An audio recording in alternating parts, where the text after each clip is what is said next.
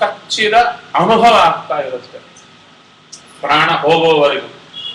100 ಚೇಳು ಒಂದೇ ಕ್ಷಣದಲ್ಲಿ ಕಚ್ಚಿದ್ರೆ ಹೇಗಾಗುತ್ತೆ ಅಂತಹದ್ದು ಹೊರಗೆ ಬರುವವರೆಗೂ ಆಗ್ತಾ ಇರುತ್ತೆ.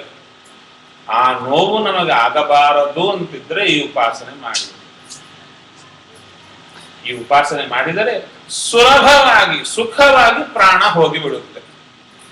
ಜೀವನಿಗೆ ಆ ದುಃಖದ ಅನುಭವವೇ ಆಗಲ್ಲ. ಎರಡನೇ ಫಲ ಏನು ಅಂದರೆ, ಸರಿ ಶರೀರ ಬಿಡುವ ಕಾಲಕ್ಕೆ ಆ 100 ಚೇಳು ಕಚ್ಚಿದ ನೋವು ಗರುಡ ಪುರಾಣ ಹೇಳ್ತಾ ಇದೆ.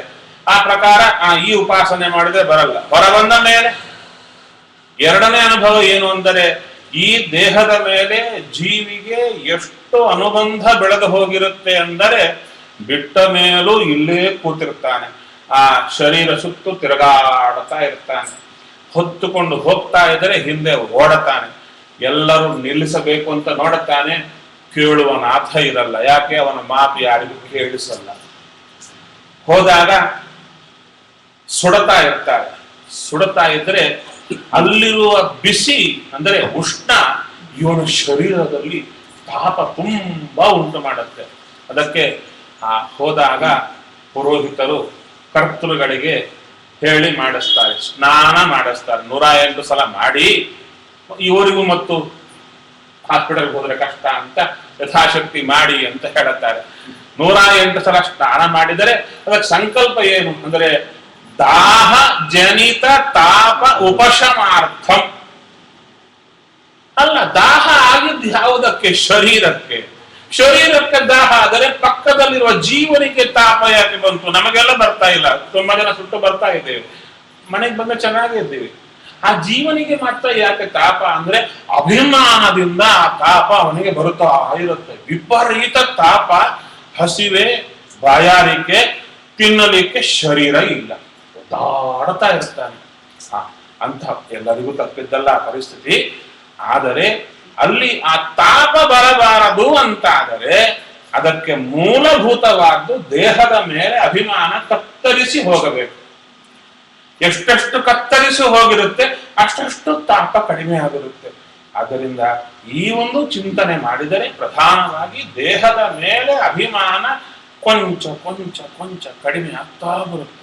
ಸ್ವಲ್ಪ ತಾಪ ಕಡಿಮೆ ಆದರೂ ಸಾಕಲ್ವ ಕೊನೆ ಕಾಲಕ್ಕೆ. ಅದಕ್ಕೆ ದಿನಾಗ್ಲೂ ಅಭ್ಯಾಸ ಮಾಡಬೇಕು.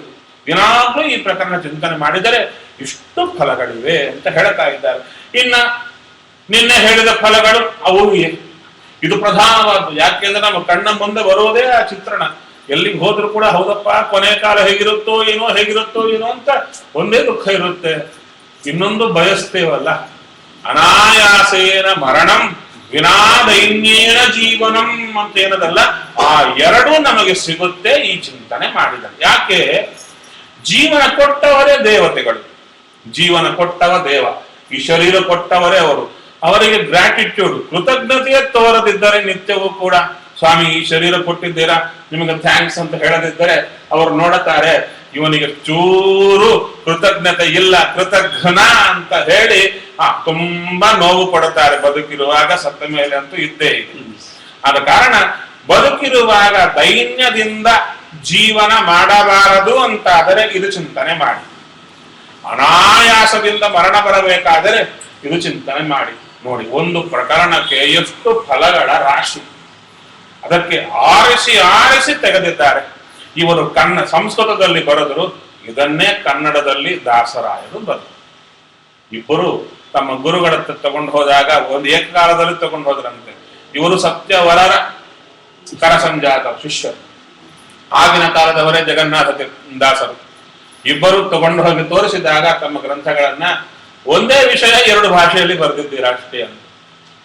ಒಂದೇ ವಿಷಯ, ಭಾಷೆ ಬೇರೆ ಆಯ್ತಷ್ಟೇ. ಹಾಗೆ ಈ ಒಂದು ಪ್ರಕರಣ ಏನಿದೆ ಹೇಗಿದೆ ನೋಡೋಣ. ಸಾಮಾನ್ಯವಾಗಿ ಚಿಂತನೆ ಅಂದ್ರೆ ಮೇಲ್ನೋಟದ ಚಿಂತನೆ ಮಾಡಿಕೊಂಡು ಹೋಗೋದು ಒಂದು ಹಂತ, ಚೂರಾಳವಾಗಿ ಚಿಂತನೆ ಮಾಡೋದು ಒಂದು ಹಂತ. ಆದ್ದರಿಂದ ಈ ಪ್ರಕರಣದಲ್ಲಿ ಹೇಳೋದೇನು, ನಮ್ಮನ್ನ ತತ್ವಾಭಿಮಾನಿ ದೇವತೆಗಳು 5 ಅಗ್ನಿಗಳಲ್ಲಿ ಹೋಮ ಮಾಡುತ್ತಾರೆ. ದೇವರಲ್ಲಿ ನಮ್ಮನ್ನು ಹೋಮ ಮಾಡುತ್ತಾರೆ. ದೇವರಲ್ಲಿ ಹೋಮ ಮಾಡುವುದು ಅಂದ್ರೆ ಏನು ಎಂಬುದು ಗೊತ್ತಾದರೆ, ದೇವರೇ ಅಗ್ನಿಯಂತೆ ಇದ್ದಾನೆ. ದೇವರಲ್ಲಿ ನಮ್ಮನ್ನು ಹೋಮ ಮಾಡುವುದು ಅಂದ್ರೆ ಈ ಅಗ್ನಿಯಲ್ಲಿ ಹೋಮ ಮಾಡಿದ್ರೆ ಹೌದು ಕಟ್ಟಿಗೆ ಸುಟ್ಟು ಹೋಗುತ್ತೆ, ಅನ್ನ ಸುಟ್ಟು ಹೋಗುತ್ತೆ, ತುಪ್ಪ ಬೂದಿ ಆಗುತ್ತೆ. ಮತ್ತೆ ನಮ್ಮನ್ನ ದೇವರಲ್ಲಿ ಹೋಮ ಮಾಡುವುದು ಅಂದ್ರೆ ದೇವರಲ್ಲಿ ಇಡೋದು. ಏನು ಮಾಡುತ್ತಾರೆ ಅಂದರೆ ರಹಸ್ಯ ಇಷ್ಟು, ಶಾಸ್ತ್ರ ರಹಸ್ಯ. ದೇವರಿಗೇನಾದರೂ ಕೊಡಬೇಕಾದರೆ ದೇವರನ್ನೇ ಕೊಡಬೇಕು. ದೇವರಿಗೇನಾದರೂ ಕೊಡಬೇಕಾದರೆ ಅದು ದೇವರನ್ನೇ ಕೊಡಬೇಕು. ಬೇರೊಂದನ್ನು ಕೊಟ್ರೆ ದೇವರು ತಗೊಳ್ಳಲ್ಲ. ಯಾಕೆ ಅಂದರೆ ಪದಾರ್ಥ ಕೊಟ್ರೆ ದೇವರಿಗೆ ಬೇಡ. ದೇವರಿಗೆ ಒಂದು ಬೆಳ್ಳಿ ತಂಬಿಗೆ, ಒಳ್ಳೆ ಹೊಸ ತಂಬಿಗೆ ದೇವರಿಗೆ ಅರ್ಪಣೆ ಮಾಡಬೇಕು. ಹೇಗೆ ತಂಬಿಗೆ ತುಂಬಾ ನೀರಿಟ್ಟು ಕೃಷ್ಣ ಅರ್ಪಣೆ ಆಗುತ್ತೇವೆ, ಸಾಕು ಅಂದರೆ ಕೊಟ್ಟದ್ದಕ್ಕೆ ಸಂತೋಷ. ದೇವರು ಹೇಳ್ತಾರೆ ಕೊಡುವ ರೀತಿ ಗೊತ್ತು ಅಂತ ಹೇಳ್ತಾರೆ. ಯಾಕೆ ಅಂದ್ರೆ ಬೆಳ್ಳಿ ತಂಬಿಗೆ ದೇವರು ತಗೊಳ್ಳಲ್ಲ, ಅಲ್ಲ ಬಿದ್ದಿರುತ್ತೆ. ಬೆಳ್ಳಿ ತಂಬಿಗೆಯ ಆಕಾರದಲ್ಲಿರುವ ಭಗವದ್ ರೂಪವನ್ನ ಆ ಪ್ರತಿಮಾಂತರ್ಗತ ಭಗವದ್ ರೂಪಕ್ಕೆ ಐಕ್ಯ ಅನುಸಂಧಾನ ಮಾಡಿದರೆ ಪಾತ್ರೆ ದೇವರಿಗೆ ಅರ್ಪಣೆ ಮಾಡಿದಂತಾಗುತ್ತೆ. ಹೌದಾ? ಹೀಗಾದರೆ ಬಿಂಬಕ್ರಿಯಾನುಸಂಧಾನ ಇಲ್ಲದೆ ಇರುವ ಬದುಕು ಬದುಕಲ್ಲ. ಬಿಂಬಕ್ರಿಯಾ ಅನುಸಂಧಾನ ಇಲ್ಲದೆ ಇರುವಂತಹ ಅನುಷ್ಠಾನ ಅನುಷ್ಠಾನವೇ ಅಲ್ಲ. ಅದು ಶ್ರಾದ್ದ ತಗೊಳ್ಳಿ, ಆಚಮನ ತಗೊಳ್ಳಿ, ಯಾವುದೇ ಮಾಡಿ ಈ ರೀತಿ ಅನುಸಂಧಾನ ಮಾಡಿದರೆ ಪೂರ್ಣ ಫಲ ಬರುತ್ತೆ. ಹಾಗಾದರೆ ಅಗ್ನಿ ರೂಪದಲ್ಲಿ ಭಗವಂತ ಇದ್ದರೆ ಅಲ್ಲಿ ಜೀವನನ್ನು ಹೋಮ ಮಾಡುವುದು ಅಂದರೆ ನೋಡಿ, ಅಗ್ನಿಗೆ ತುಪ್ಪ ಕೊಟ್ರೆ ಸ್ವೀಕಾರ ಮಾಡುತ್ತಾರೆ. ಹಾಗೆ ದೇವರು ಸ್ವೀಕಾರ ಮಾಡಿದ್ರ ಜೀವನನ್ನ ಅಂದ್ರೆ ಹೋಮ ಶಬ್ದಕ್ಕರ್ಥ ಅಧೀನ ಚಿಂತನ. ದೇವರ ಅಧೀನ ಮಾಡಿದ್ರು ಅಂತ ಅರ್ಥ. ಅಧೀನ ಮಾಡುವಾಗ ಇಲ್ಲ ಹೋಮ ಶಬ್ದ ಹೇಳಿದರಲ್ಲ, ಹಾಗಾದರೆ ಅದು ಉಪಚಾರಕ್ಕೆ ಹೇಳಿದ್ದು ಅಂದರೆ ಇಲ್ಲ, ಉಪಚಾರಕ್ಕಲ್ಲ. ಜೀವನನ್ನು ದೇವರ ಅಧೀನ ಮಾಡುವುದು, ಜೀವನ ಆಕಾರದಲ್ಲಿರುವ ದೇವರ ರೂಪ ದೇವರಿಗೆ ಅರ್ಪಣೆ ಮಾಡುವುದು. ಅಂದರೆ ಒಟ್ಟಾರೆ ದೇವರ ರೂಪ ದೇವರಲ್ಲಿ ಹೋಮ ಆಯಿತು, ಜೀವ ದೇವರ ಅಧೀನನಾದ. ಸರಿ, ಇಷ್ಟಕ್ಕೂ 5 ಕಡೆ ಯಾಕೆ ಹೋಮ ಮಾಡಬೇಕು? ಸೀದಾ ಕರ್ಕೊಂಡು ಬಂದು ಇಲ್ಲೇ ಹಾಕ್ಬಿಟ್ಟಿದ್ರೆ ಚೆನ್ನಾಗಿರ್ತಾ ಇತ್ತಲ್ಲ ಅಂತ ಹೇಳಿದರೆ ಇದಕ್ಕೂ ಒಂದು ಕಾರಣ ಕೊಡುತ್ತಾರೆ. ಬೆಂಗಳೂರಿನವರು ನೀವೆಲ್ಲ ತುಂಬಾ ಥಂಡಿಗೆ ಅಭ್ಯಾಸ. ಸರಿ, ಬಿಸಿಲು ಕಾಲದಲ್ಲಿ ನಿಮ್ಮನ್ನ ಚಾತುರ್ಮಾಸ್ಯ ಅಂದ್ರೆ 4 ತಿಂಗಳು ಕಾಲ ಅಥವಾ ಬಿಸಿಲು ಕಾಲ ಎಲ್ಲ ನಿಮ್ಮನ್ನ ಶ್ರೀರಂಗದಲ್ಲಿ ಕೂಡಿಸಿದ್ರೆ ಹೋಗಿದ್ದೀರಾ? ಶ್ರೀರಂಗಕ್ಕೆ ಬಿಸಿಲು ಕಾಲದಲ್ಲಿ ಹೋಗಿದ್ದೀರಾ? ಒಬ್ಬೆ ಹೇಳುತ್ತೆ, ವಿಪರೀತ ಬಿಸಿಲು. ನಾವು ಹೋದ್ಸಲ ಚಾತುರ್ಮಾಸ ಕಲ್ಲಿದ್ದು ನಮಗೆ 1 ಏಕಾದಶಿಗೆ ದೇವರು ಕಾಣಿಸಿದ್ರು ನಮಗೆ. 2 ಏಕಾದಶಿ ಬಂದ್ರೆ ಅಪರೋಕ್ಷದ ಆಗಿಬಿಡುತ್ತೆ. ಹೌದಾ? ಅಂದ್ರೆ ಇಲ್ಲಿ ಹೇಳೋದು ಯಾಕೆ, ಈ ಶರೀರ ಅಲ್ಲಿಗೆ ಹೋದರೆ ತಡಿಲಿಕ್ಕೆ ಆಗ್ತಾ ಇಲ್ಲ. ಆದರೆ ಅಲ್ಲಿದ್ದವರನ್ನ ಕೇಳಿ, ಅಪ್ಪ ಈ ಬಿಸಿಲು ಅಂದ್ರೆ ಬಿಸಿಲ ಏನಿಲ್ಲಲ್ಲ, ಚೆನ್ನಾಗಿದೆ.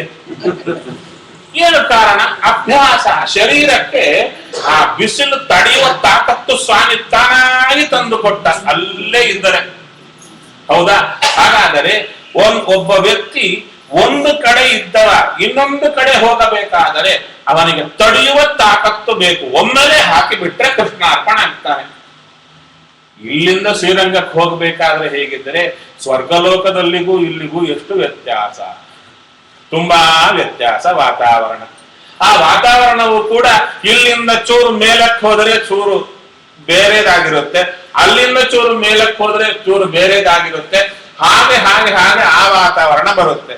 ಅದಕ್ಕೆ ದೇವರು ಗ್ರಾಡ್ಯುವಲಿ ಅಂದ್ರೆ ಅಲ್ಲಿಂದ ಅಲ್ಲಿ, ಅಲ್ಲಿಂದ ಅಲ್ಲಿ, ಅಲ್ಲಿಂದ ಅಲ್ಲಿ ಕರ್ಕೊಂಡು ಬರುವಾಗ ಜೀವನಿಗೆ ಆಂಗ್ಲದಲ್ಲಿ ಹೇಳಬೇಕಾದ್ರೆ ಹೀಟ್ ಟ್ರೀಟ್ಮೆಂಟ್ ಅಂತ ಹೇಳ್ತಾರೆ.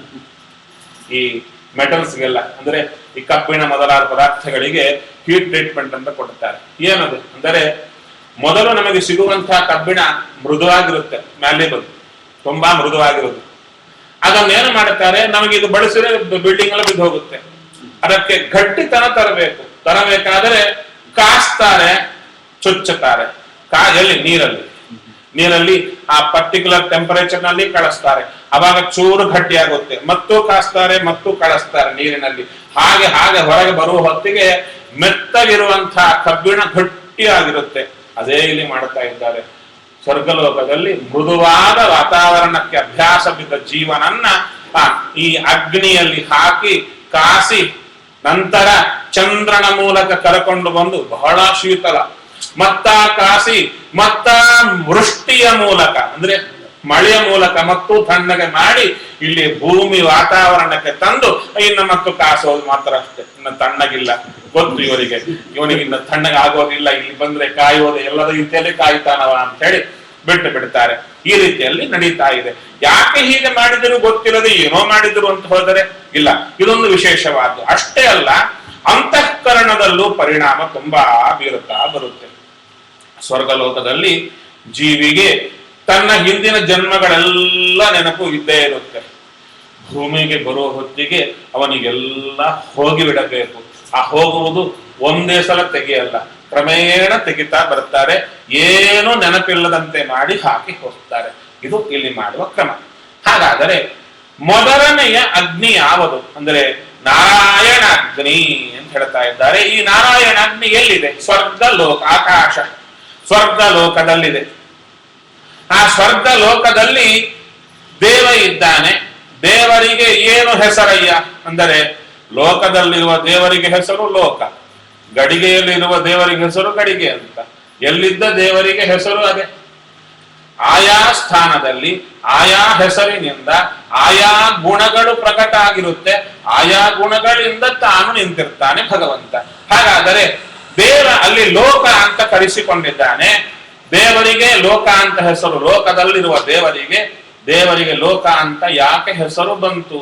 ಯಾವ ಗುಣದಿಂದಾಗಿ ಬಂತು ಅಂದರೆ ಪ್ರಾಣಸ್ಥಿತತ್ವಾತ್ ಪ್ರಕಾಶ ರೂಪತ್ವಾಚ್ಚ ಅಸೌ ಲೋಕ ಶಬ್ದವಾಚ್ಯ.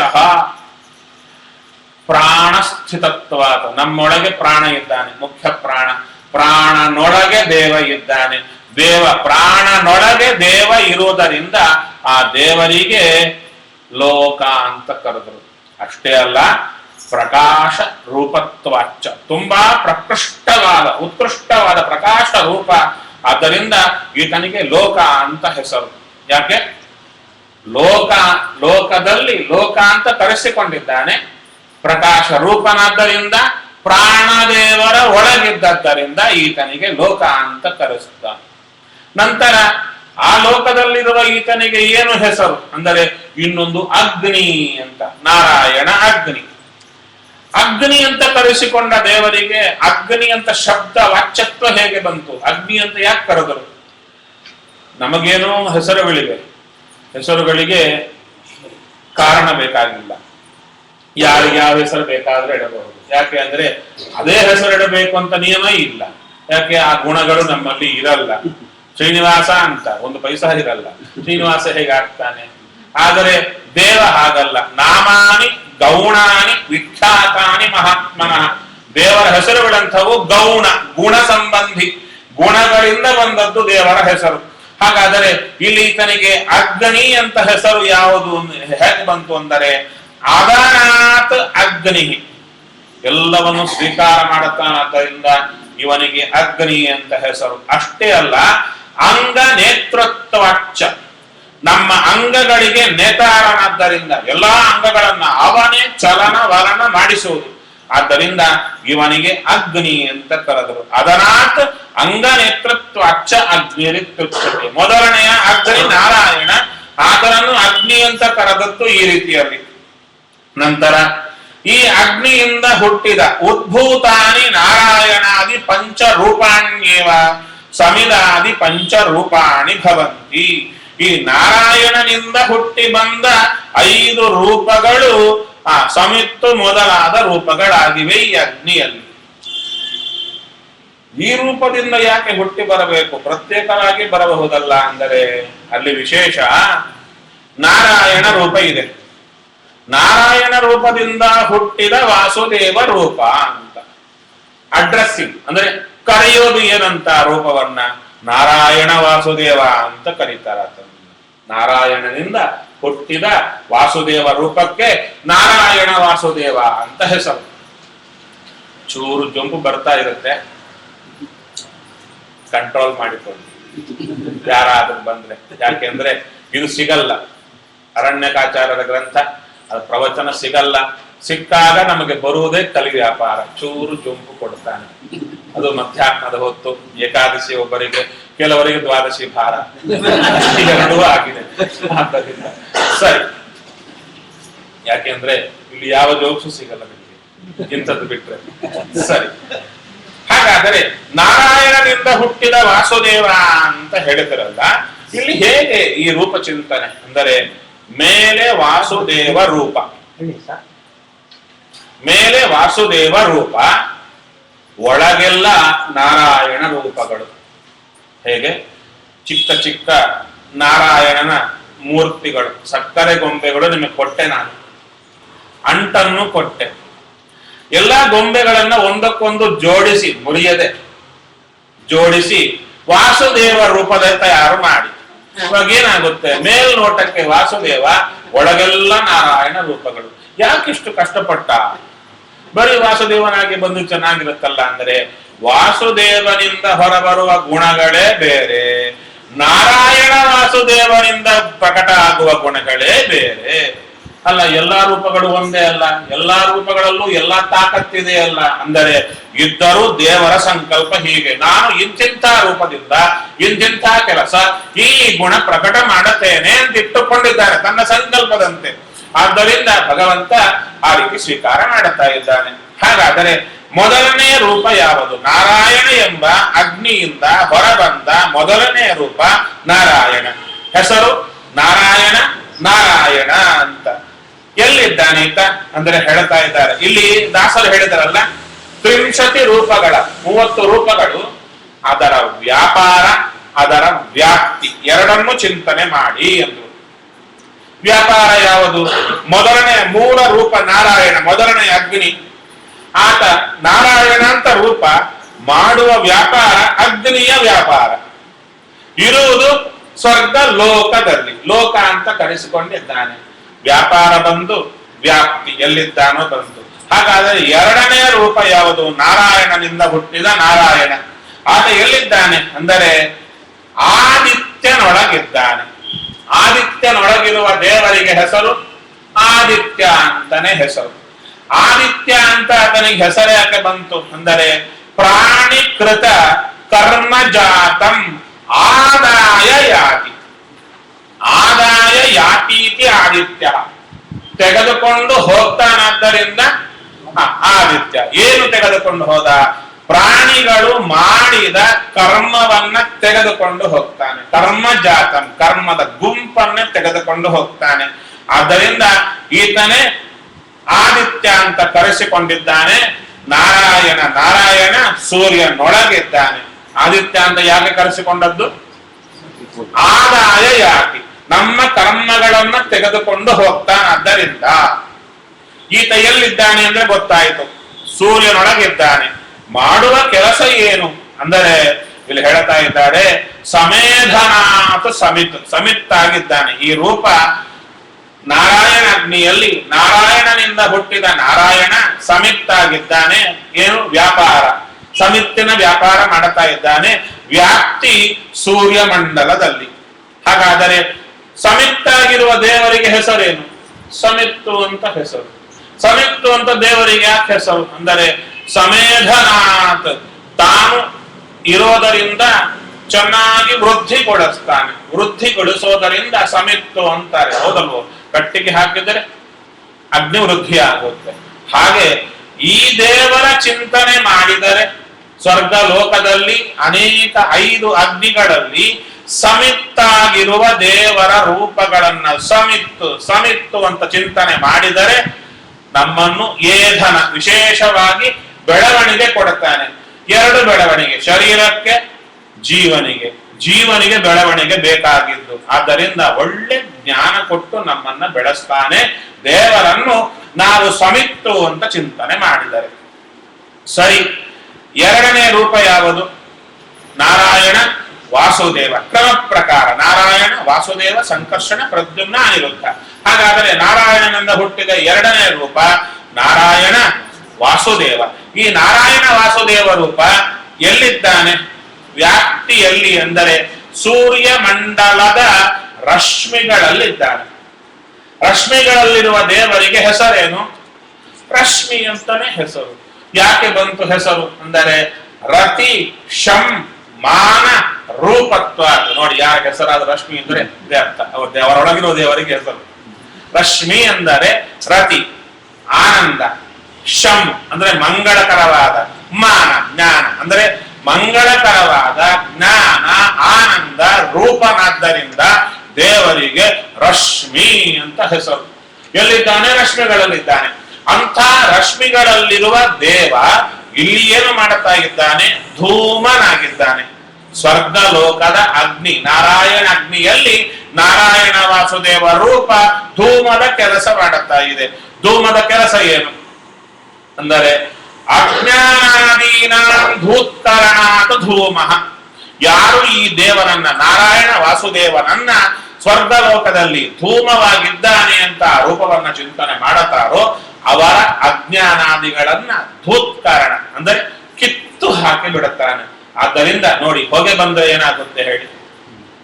ತುಂಬಾ ಹೊಗೆ ಬಂತು, ಕಣ್ಣಲ್ಲಿ ನೀರು ಬರುತ್ತೆ. ಕಣ್ಣಲ್ಲಿ ನೀರು ಬರುವುದು ಅಂದ್ರೆ ಏನು? ಕಣ್ಣೊಳಗಿರುವ ಕಶ್ಮಲ ಎಲ್ಲ ಹೋಯಿತು ಅಂತ. ಹೌದು, ಹಾಗೆ ಹೊಗೆಯಿಂದ ನಮ್ಮ ಕಶ್ಮಲಗಳೆಲ್ಲ ಹೋಗಿಬಿಡುತ್ತೆ. ಹಾಗೆ ದೇವರನ್ನ ಧೂಮ ಅಂತ ಚಿಂತನೆ ಮಾಡೋಣ. ನಂತರ ಮೂರನೇ ರೂಪ ನಾರಾಯಣನಿಂದ ಹುಟ್ಟಿದ ಸಂಕರ್ಷಣ ರೂಪ. ಈ ಸಂಕರ್ಷಣ ರೂಪ ಎಲ್ಲಿದೆ? ವ್ಯಾಪ್ತಿಯಲ್ಲಿ, ಅಂದ್ರೆ ಅಹಸ್ಸಂಸ್ಥಿತ, ಹಗಲಿನಲ್ಲಿದ್ದಾನೆ. ಅಹಸ್ಸು ಅಂದ್ರೆ ಹಗಲು. ಆ ಹಗಲಿನಲ್ಲಿರುವ ದೇವರಿಗೆ ಹೆಸರು ಅಹಸ್ಸು ಅಂತಲೇ ಹೆಸರು. ಅಹಸ್ಸಿಗೆ ಅಂದ್ರೆ ಹಗಲಿಗೆ ಅಹಸ್ಸು ಅಂತ ಗೊತ್ತು. ಅದಕ್ಕೆ ಅಹಸ್ಸು ಅಂತ ಯಾಕೆ ಹೆಸರು ಬಂತು ಅಂದ್ರೆ ದೇವರು ಅಹಸ್ಸು ಅಂತ ಕರೆಸಿಕೊಂಡು ಅಲ್ಲಿದ್ದರಿಂದ. ರಾತ್ರಿಗೂ ಹಗಲಿಗೂ ವ್ಯತ್ಯಾಸ ಬಹಳ ಇದೆ. ಅದು ನೋಡುತ್ತಾ ಇದ್ದಾರೆ. ಹಗಲಿನಲ್ಲಿ ದೇವ ವಿಚಿತ್ರವಾದ ರೂಪ ಧಾರಣೆ ಮಾಡಿಕೊಂಡಿದ್ದಾನೆ. ಈತನಿಗೆ ಹೆಸರು ಅಹಸ್ಸು ಅಂತ. ಯಾಕೆ? ತಮಸ ಅಹನೀಯತ್ವಾತ್, ಕತ್ತಲಿಂದ ಹೊಡೆತ ಇಲ್ಲ ಇವನಿಗೆ. ಆದ್ದರಿಂದ ಬೆಳಕಿಗೆ ಕತ್ತಲಿಂದ ಹೊಡೆತ ಬರ್ತಾ ಇಲ್ಲ. ಬೆಳಕಿನಿಂದ ಕತ್ತಲಿಗೆ ಹೊಡೆತ ಇದೆ, ಕತ್ತಲಿನಿಂದ ಬೆಳಕಿಗೆ ಹೊಡೆತ ಇಲ್ಲ. ಯಾಕೆ? ಈ ವಿಶೇಷ ರೂಪ ಇದ್ದದ್ದರಿಂದ. ಹಾಗಾದರೆ ತಮಸ್ಸಿನಿಂದ ಹೊಡೆತ ಇಲ್ಲದ ಅಹಸ್ಸು ಎಂಬ ಹೆಸರಿರುವ ದೇವ ಹಗಲಿನಲ್ಲಿದ್ದಾನೆ. ನಾರಾಯಣ ಸಂಕರ್ಷಣ, ಈತನೇ ಅರ್ಚಿ ಆಗಿದ್ದಾನೆ, ಜ್ವಾಲೆ ಆಗಿದ್ದಾನೆ ನಾರಾಯಣ ಅಗ್ನಿಯಲ್ಲಿ. ಆ ಅರ್ಚಿ ಅಂತ ದೇವರಿಗೆ ಹೆಸರು ಯಾಕೆ ಅಂದ್ರೆ ಅರ್ಚಿತತ್ವಾತ್. ಅರ್ಚಿ ಅಂದ್ರೆ ಎಲ್ಲರಿಂದ ಅರ್ಚಿತನಾದನೆ, ವಿಶೇಷವಾಗಿ ಪೂಜ್ಯನಾಗಿದ್ದಾನೆ. ಅದಕ್ಕೆ ಈತನಿಗೆ ಅರ್ಚಿ ಅಂತ ಹೆಸರು. ಯಾರಾದರೆ ದೇವರನ್ನ ಆ ಅಗ್ನಿಯ ಜ್ವಾಲೆಯಲ್ಲಿ ಅರ್ಚಿ ಅಂತ ದೇವರನ್ನ ಚಿಂತನೆ ಮಾಡುತ್ತಾರೋ ಅಂಥವರನ್ನ ದೇವ ಅರ್ಚನ ಅಂದ್ರೆ ಒಳ್ಳೆ ಎಲ್ಲಾ ತಮಗಿಂತ ಕಡಿಮೆ ಆದವರಿಂದ ಅರ್ಚಿತರಾಗುವಂತೆ ಮಾಡುತ್ತಾರೆ. ನಮಗದು ಸ್ವಲ್ಪ ಬಯಕಿರುತ್ತಲ್ವ, ಎಲ್ಲಾರು ನಮ್ಮನ್ನು ಚೂರು ಹೊಗಳಬೇಕು, ನಾವು ಸ್ವಲ್ಪ ಕೊಡುತ್ತಾರೆ ದೇವ ಕೆಡ್ತಾ ಇರ್ತಾರೆ. ನಂತರ ನಾಲ್ಕನೆಯ ರೂಪ ಆಯಿತು. ನಾಲ್ಕನೆಯ ರೂಪ ಯಾವುದು ಅಂದರೆ ನಾರಾಯಣನಿಂದ ಹುಟ್ಟಿದ ಪ್ರದ್ಯುಮ್ನ ರೂಪ. ಆ ಪ್ರದ್ಯುಮ್ನ ರೂಪ ಎಲ್ಲಿದೆ ಅಂದ್ರೆ ಚಂದ್ರನಲ್ಲಿದೆ. ಚಂದ್ರನೊಳಗಿರುವ ದೇವನಿಗೆ ಹೆಸರು ಚಂದ್ರ ಅಂತ. ಚಂದ್ರ ಅಂತ ಯಾಕೆ ಬಂತು ಹೆಸರು ಅಂದರೆ ಆಹ್ಲಾದ ರೂಪತ್ವಾತ್, ಒಳ್ಳೆ ಆಹ್ಲಾದಕರವಾದ ರೂಪ ದೇವರದ್ದು, ಚಂದ್ರನೊಳಗಿರುವ ದೇವರದ್ದು. ಆದ್ದರಿಂದ ಈ ದೇವರಿಗೆ ಚಂದ್ರ ಅಂತ ಹೆಸರು ಬಂದಿದೆ. ನಾರಾಯಣ ಪ್ರದ್ಯುಮ್ನ ಎಲ್ಲಿದ್ದಾನೆ? ನಾರಾಯಣ ಅಗ್ನಿಯಲ್ಲಿ ಅಂಗಾರವಾಗಿದ್ದಾನೆ. ಅಂಗಾರ, ಅದಕ್ಕೆ ಅಂಗಾರ ಹಚ್ಚಿಕೊಂಡಿದ್ದೀರಾ ಅಂತ ಕೇಳ್ತಾನೆ. ಅಂಗಾರ ಹಚ್ಚಿಕೊಳ್ಳಿಕ್ಕೆ ಆಗಲ್ಲ, ಅಂಗಾರ ಶೇಷ ಹಚ್ಚಿಕೊಳ್ಳಿಕ್ಕಾಗಲ್ಲ. ಅಂಗಾರ ಕೆಂಡ ಯಾರು ಹುಟ್ಲಿಕ್ಕೆ ಆಗಲ್ಲ. ಅದ ಕಾರಣ ಅಂಗಾರ ಹಚ್ಚಿಕೊಳ್ಳಲ್ಲ. ಅಂಗಾರದ ಶೇಷ ಅಂದ್ರೆ ನೀರಲ್ಲಿ ಹಾಕಿದ್ರೆ ಬರು ಇಜ್ಜಲು, ಅದನ್ನು ಇಜ್ಜಲು ಅಂತ ಕರೆಯಲ್ಲ, ದೇವರ ದೃಷ್ಟಿ ಬಿದ್ದಿರುತ್ತಾದ್ದರಿಂದ ಅಂಗಾರ ಶೇಷ ಅಂತ ಕರೀತೀವಿ. ಹಾಗಾದರೆ ಈ ಅಂಗಾರ ಕಿಡಿಯಲ್ಲಿ ಏನಿದೆ, ಆ ಅಂಗಾರವನ್ನ ದೇವರು ಅಂದ್ರೆ ಅಲ್ಲಿ ಅಂಗಾರ ಎಂಬ ಕೆಲಸವನ್ನ ಮಾಡುತ್ತಾ ಇದ್ದಾನೆ. ದೇವರಿಗೆ ಅಂಗಾರ ಅಂತ ಹೆಸರು ಯಾಕೆ ಬಂದಿದೆ ಅಂದರೆ ಅಂಗರತೇ ಅಂಗಾರ, ಅವನ ಅಂಗಗಳಲ್ಲಿ ರತಿ ತುಂಬಿದೆ, ಆನಂದ ತುಂಬಿದೆ. ಅಂದರೆ ಆನಂದ ಪೂರ್ಣನಾದ್ದರಿಂದ ದೇವರಿಗೆ ಅಂಗಾರ ಅಂತ ಹೆಸರು. ಅಂಗಾರ ಹಚ್ಚಿಕೊಳ್ಳುವಾಗ ಅಂಗಾರದ ಸ್ಮರಣೆ ಆಗಬೇಕು. ಸ್ವಾಮಿ ಆನಂದ ಪೂರ್ಣ ಅಂತ ನಾವು ಅಂಗಾರ ಹಚ್ಚಿಕೊಂಡರೆ ಅಂಗಾರ ಶೇಷ, ನಾವು ಆನಂದ ಪೂರ್ಣರಾಗ್ತೇವೆ. ಆನಂದ ಪೂರ್ಣರಾಗೋದು ಯಾವಾಗ? ವ್ಯಾಧಿಗಳೆಲ್ಲ ಹೋದಾಗ.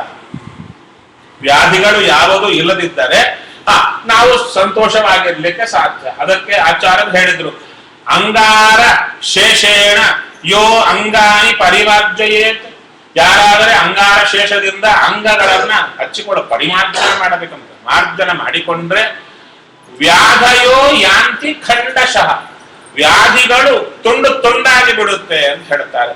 ಅದಕ್ಕೆ ಆದರೆ ಬರೀ ಅಂಗಾರ ಹಚ್ಚಿಕೊಂಡ್ರೆ ಸಾರದು, ಅಲ್ಲಿ ದೇವರ ಅಂಗಾರ ಅಂಗರತಿ ಇರುವಂಥವ ಇವನನ್ನ ಚಿಂತನೆ ಮಾಡಿದರೆ ಅಂಗಗಳಲ್ಲಿ ರತಿ ಕೊಡುತ್ತಾನೆ. ಕಾಲು ನೋವು ಅಂಗಾರ ಚಿಂತನೆ ಮಾಡೋಣ, ಕಾಲು ನೋವು ಕಡಿಮೆ ಆಗುತ್ತೆ, ಅಂಗಗಳಲ್ಲಿ ಸುಖ ಕೊಡುತ್ತಾನೆ ಭಗವಂತ. ಇನ್ನ 5ನೇ ರೂಪ ಯಾವುದು? ನಾರಾಯಣನಿಂದ ಹುಟ್ಟಿದ ಅನಿರುದ್ಧ.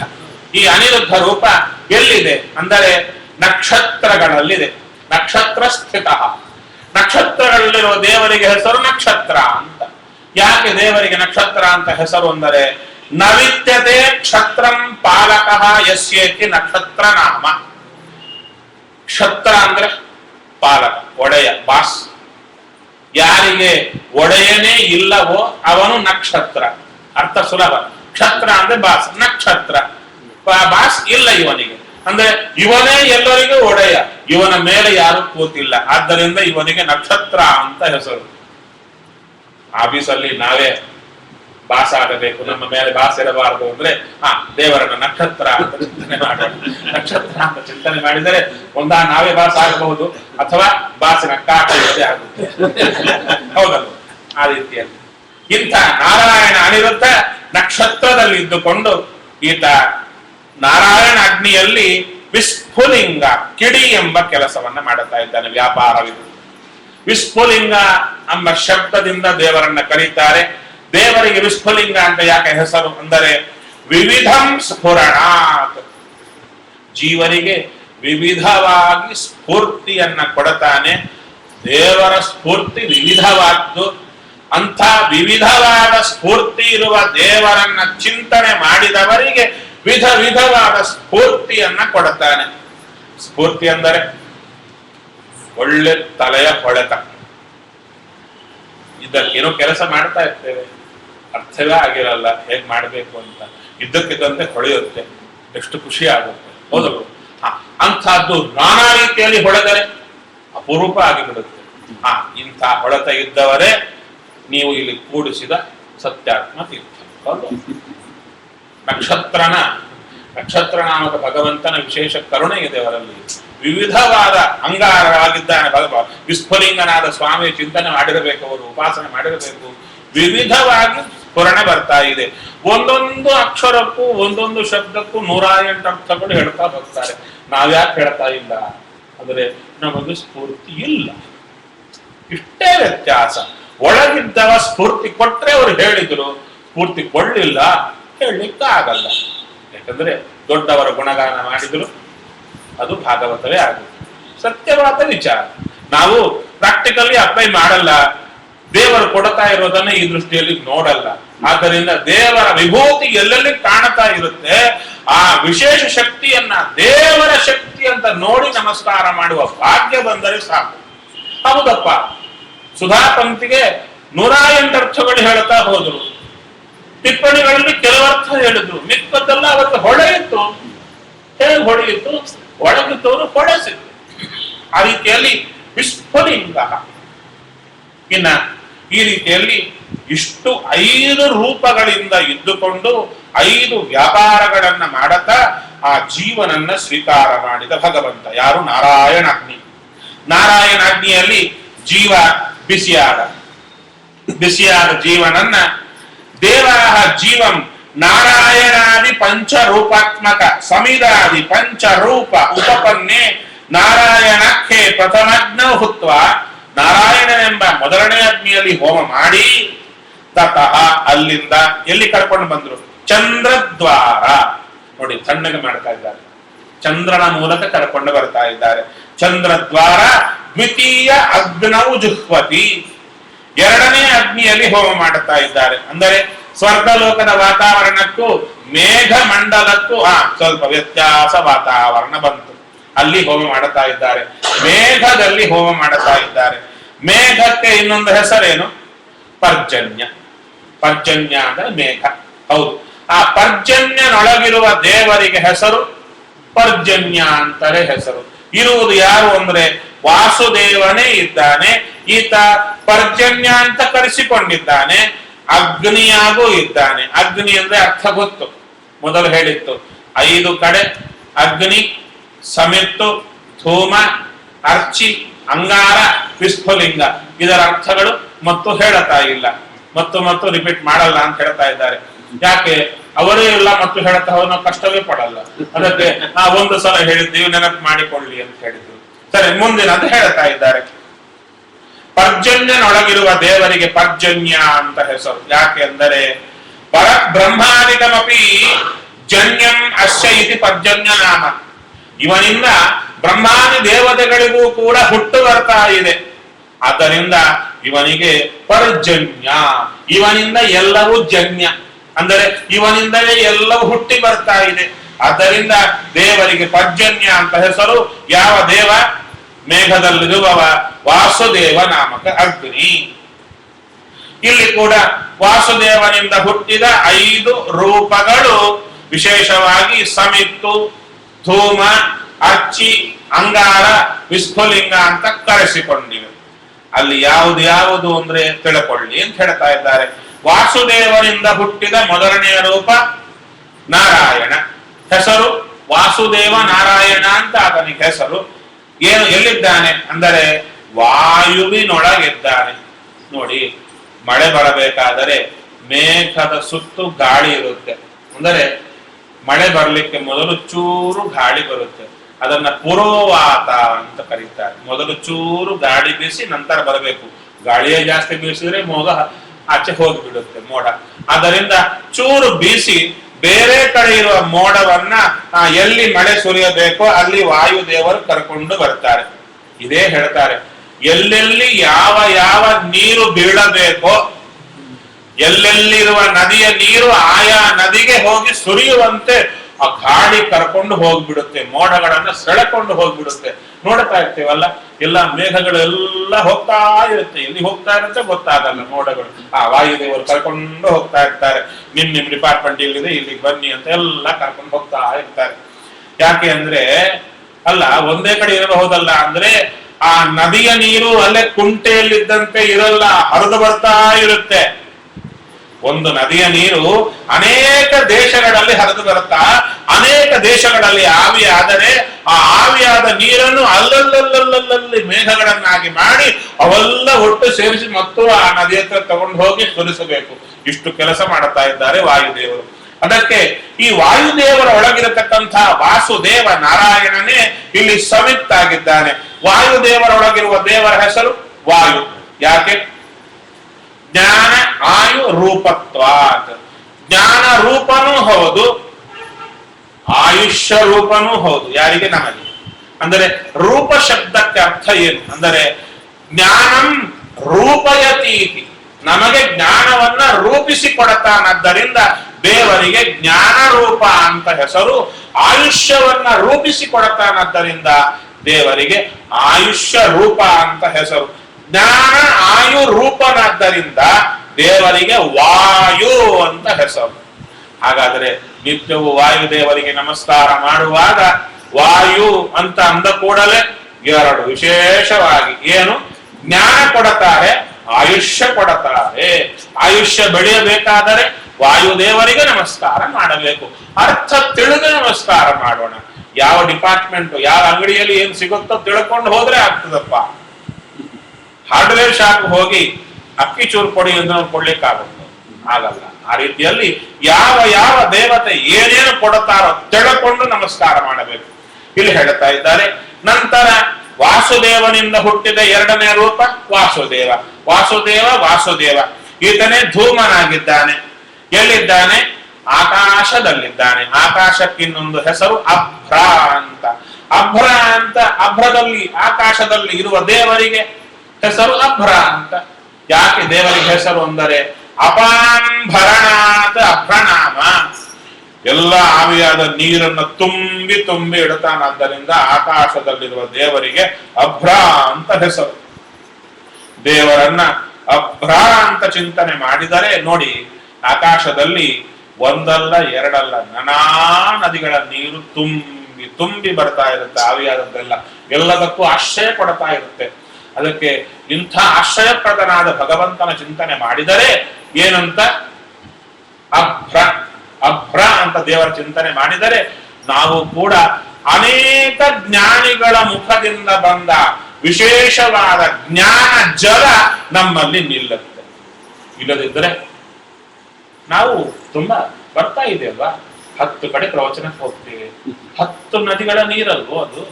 ಒಬ್ಬೊಬ್ಬರ ಪ್ರವಚನ ಒಂದೇ ಸಬ್ಜೆಕ್ಟ್ ಬೇರೆ ರೀತಿಯಾಗಿರುತ್ತೆ. ಭಾಗವತವೇ ಒಬ್ಬರು ಹೇಳುವ ರೀತಿಯೂ ಬೇರೆ, ಇನ್ನೊಬ್ಬರು ಹೇಳುವ ರೀತಿಯೇ ಬೇರೆ, ಆ ದೃಷ್ಟಿಕೋನವೇ ಬೇರೆ, ಹೇಳುವ ರೀತಿಯೇ ಬೇರೆ ಆಗಿರುತ್ತೆ. ಎಲ್ಲಾ ನದಿಗಳಲ್ಲಿ ನೀರು ಒಂದೇ ಅಲ್ವೋ, ನೀರೇ ಇರೋದು, ಆದರೆ ರುಚಿ ಬೇರೆ. ಆ ನದಿಯ ರುಚಿ ಬೇರೆ, ಈ ನದಿಯ ರುಚಿ ಬೇರೆ, ಅದು ಬೇರೆ. ಅದಕ್ಕೆ ವಾಯುದೇವರು ಬೇರೆ ಬೇರಾಗಿ ಆ ನೀರನ್ನು ಸುರಿಸೋದು.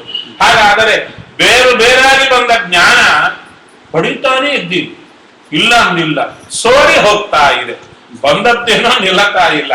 ಆ ನಿಲ್ಲಬೇಕಾದರೆ ದೇವರ ಈ ಗುಣ, ಬಂದದ್ದನ್ನ ನಿಲ್ಲಿಸುವವ, ಅಭ್ರ ತುಂಬುವವ ಅಂತ ದೇವರನ್ನ ಚಿಂತನೆ ಮಾಡೋಣ. ನಂತರ ವಿದ್ಯುತ್ತಿನಲ್ಲಿದ್ದಾನೆ ಇನ್ನೊಬ್ಬ ಮೂರ್ತಿ, ಯಾರು? ವಾಸುದೇವನಿಂದ ಹುಟ್ಟಿದ ಸಂಕರ್ಷಣ. ಸಂಕರ್ಷಣ ಹೌದು, ಅರ್ಚಿಯಾಗಿದ್ದಾನೆ, ಜ್ವಾಲೆಯಾಗಿದ್ದಾನೆ, ಪರ್ಜನ್ಯ ಎಂಬ ಅಗ್ನಿಯಲ್ಲಿ ಜ್ವಾಲೆಯಾಗಿದ್ದಾನೆ. ವಿದ್ಯುತ್ತಿನಲ್ಲಿದ್ದಾನೆ, ವಿದ್ಯುತ್ ಅಂತ ಕರೆಸಿಕೊಂಡಿದ್ದಾನೆ. ಯಾಕೆ ಎಂದರೆ ವಿಶೇಷಣ ದ್ಯೋತನಾತ್. ದ್ಯೋತನ ಅಂದ್ರೆ ಚೆನ್ನಾಗಿ ಕಾಣುತ್ತಾನೆ, ತಾನು ಚೆನ್ನಾಗಿ ಕಾಣುತ್ತಾನೆ, ಇನ್ನೊಬ್ಬರಿಗೂ ಕಾಣುವಂತೆ ಮಾಡುತ್ತಾನೆ. ಮಿಂಚು ಬರುತ್ತೆ, ಮಿಂಚು ಕಾಣುತ್ತೆ, ಮಿಂಚಿನ ಬೆಳಕಿನಲ್ಲಿ ಮಿಕ್ಕದ್ದು ಕಾಣುತ್ತೆ. ಹೌದು, ಹಾಗೆ ದೇವ ಇನ್ನೊಬ್ಬರನ್ನು ತೋರುತ್ತಾನೆ, ತಾನೂ ತೋರುತ್ತಾನೆ. ಅದು ದೇವರ ಲಕ್ಷಣ, ಅದು ವಿದ್ಯುತ್ತು ಅಂತ. ಅಲ್ಲ ನೋಡಿ, ವಿದ್ಯುತ್ತಿನಲ್ಲಿ ಇದ್ದದ್ದರಿಂದ ದೇವರಿಗೆ ಲಕ್ಷಣ ಬರಲಿಲ್ಲ, ದೇವರು ವಿದ್ಯುತ್ತಿನಲ್ಲಿ ಇದ್ದದ್ದರಿಂದ ವಿದ್ಯುತ್ತಿಗೆ ಈ ಲಕ್ಷಣ ಬಂತು.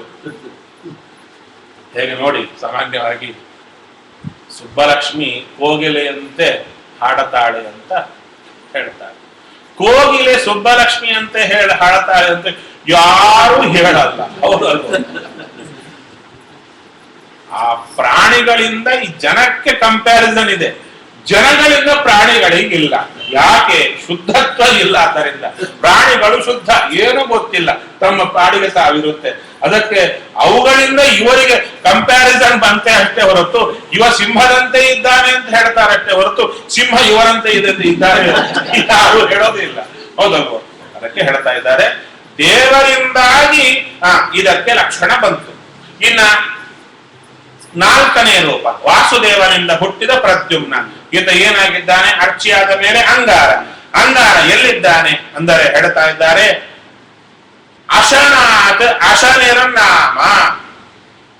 ಸಿಡಿಲು ಬರ್ತಾ ಇದೆ, ಅಶನಿ ಅಂದ್ರೆ ಸಿಡಿಲು.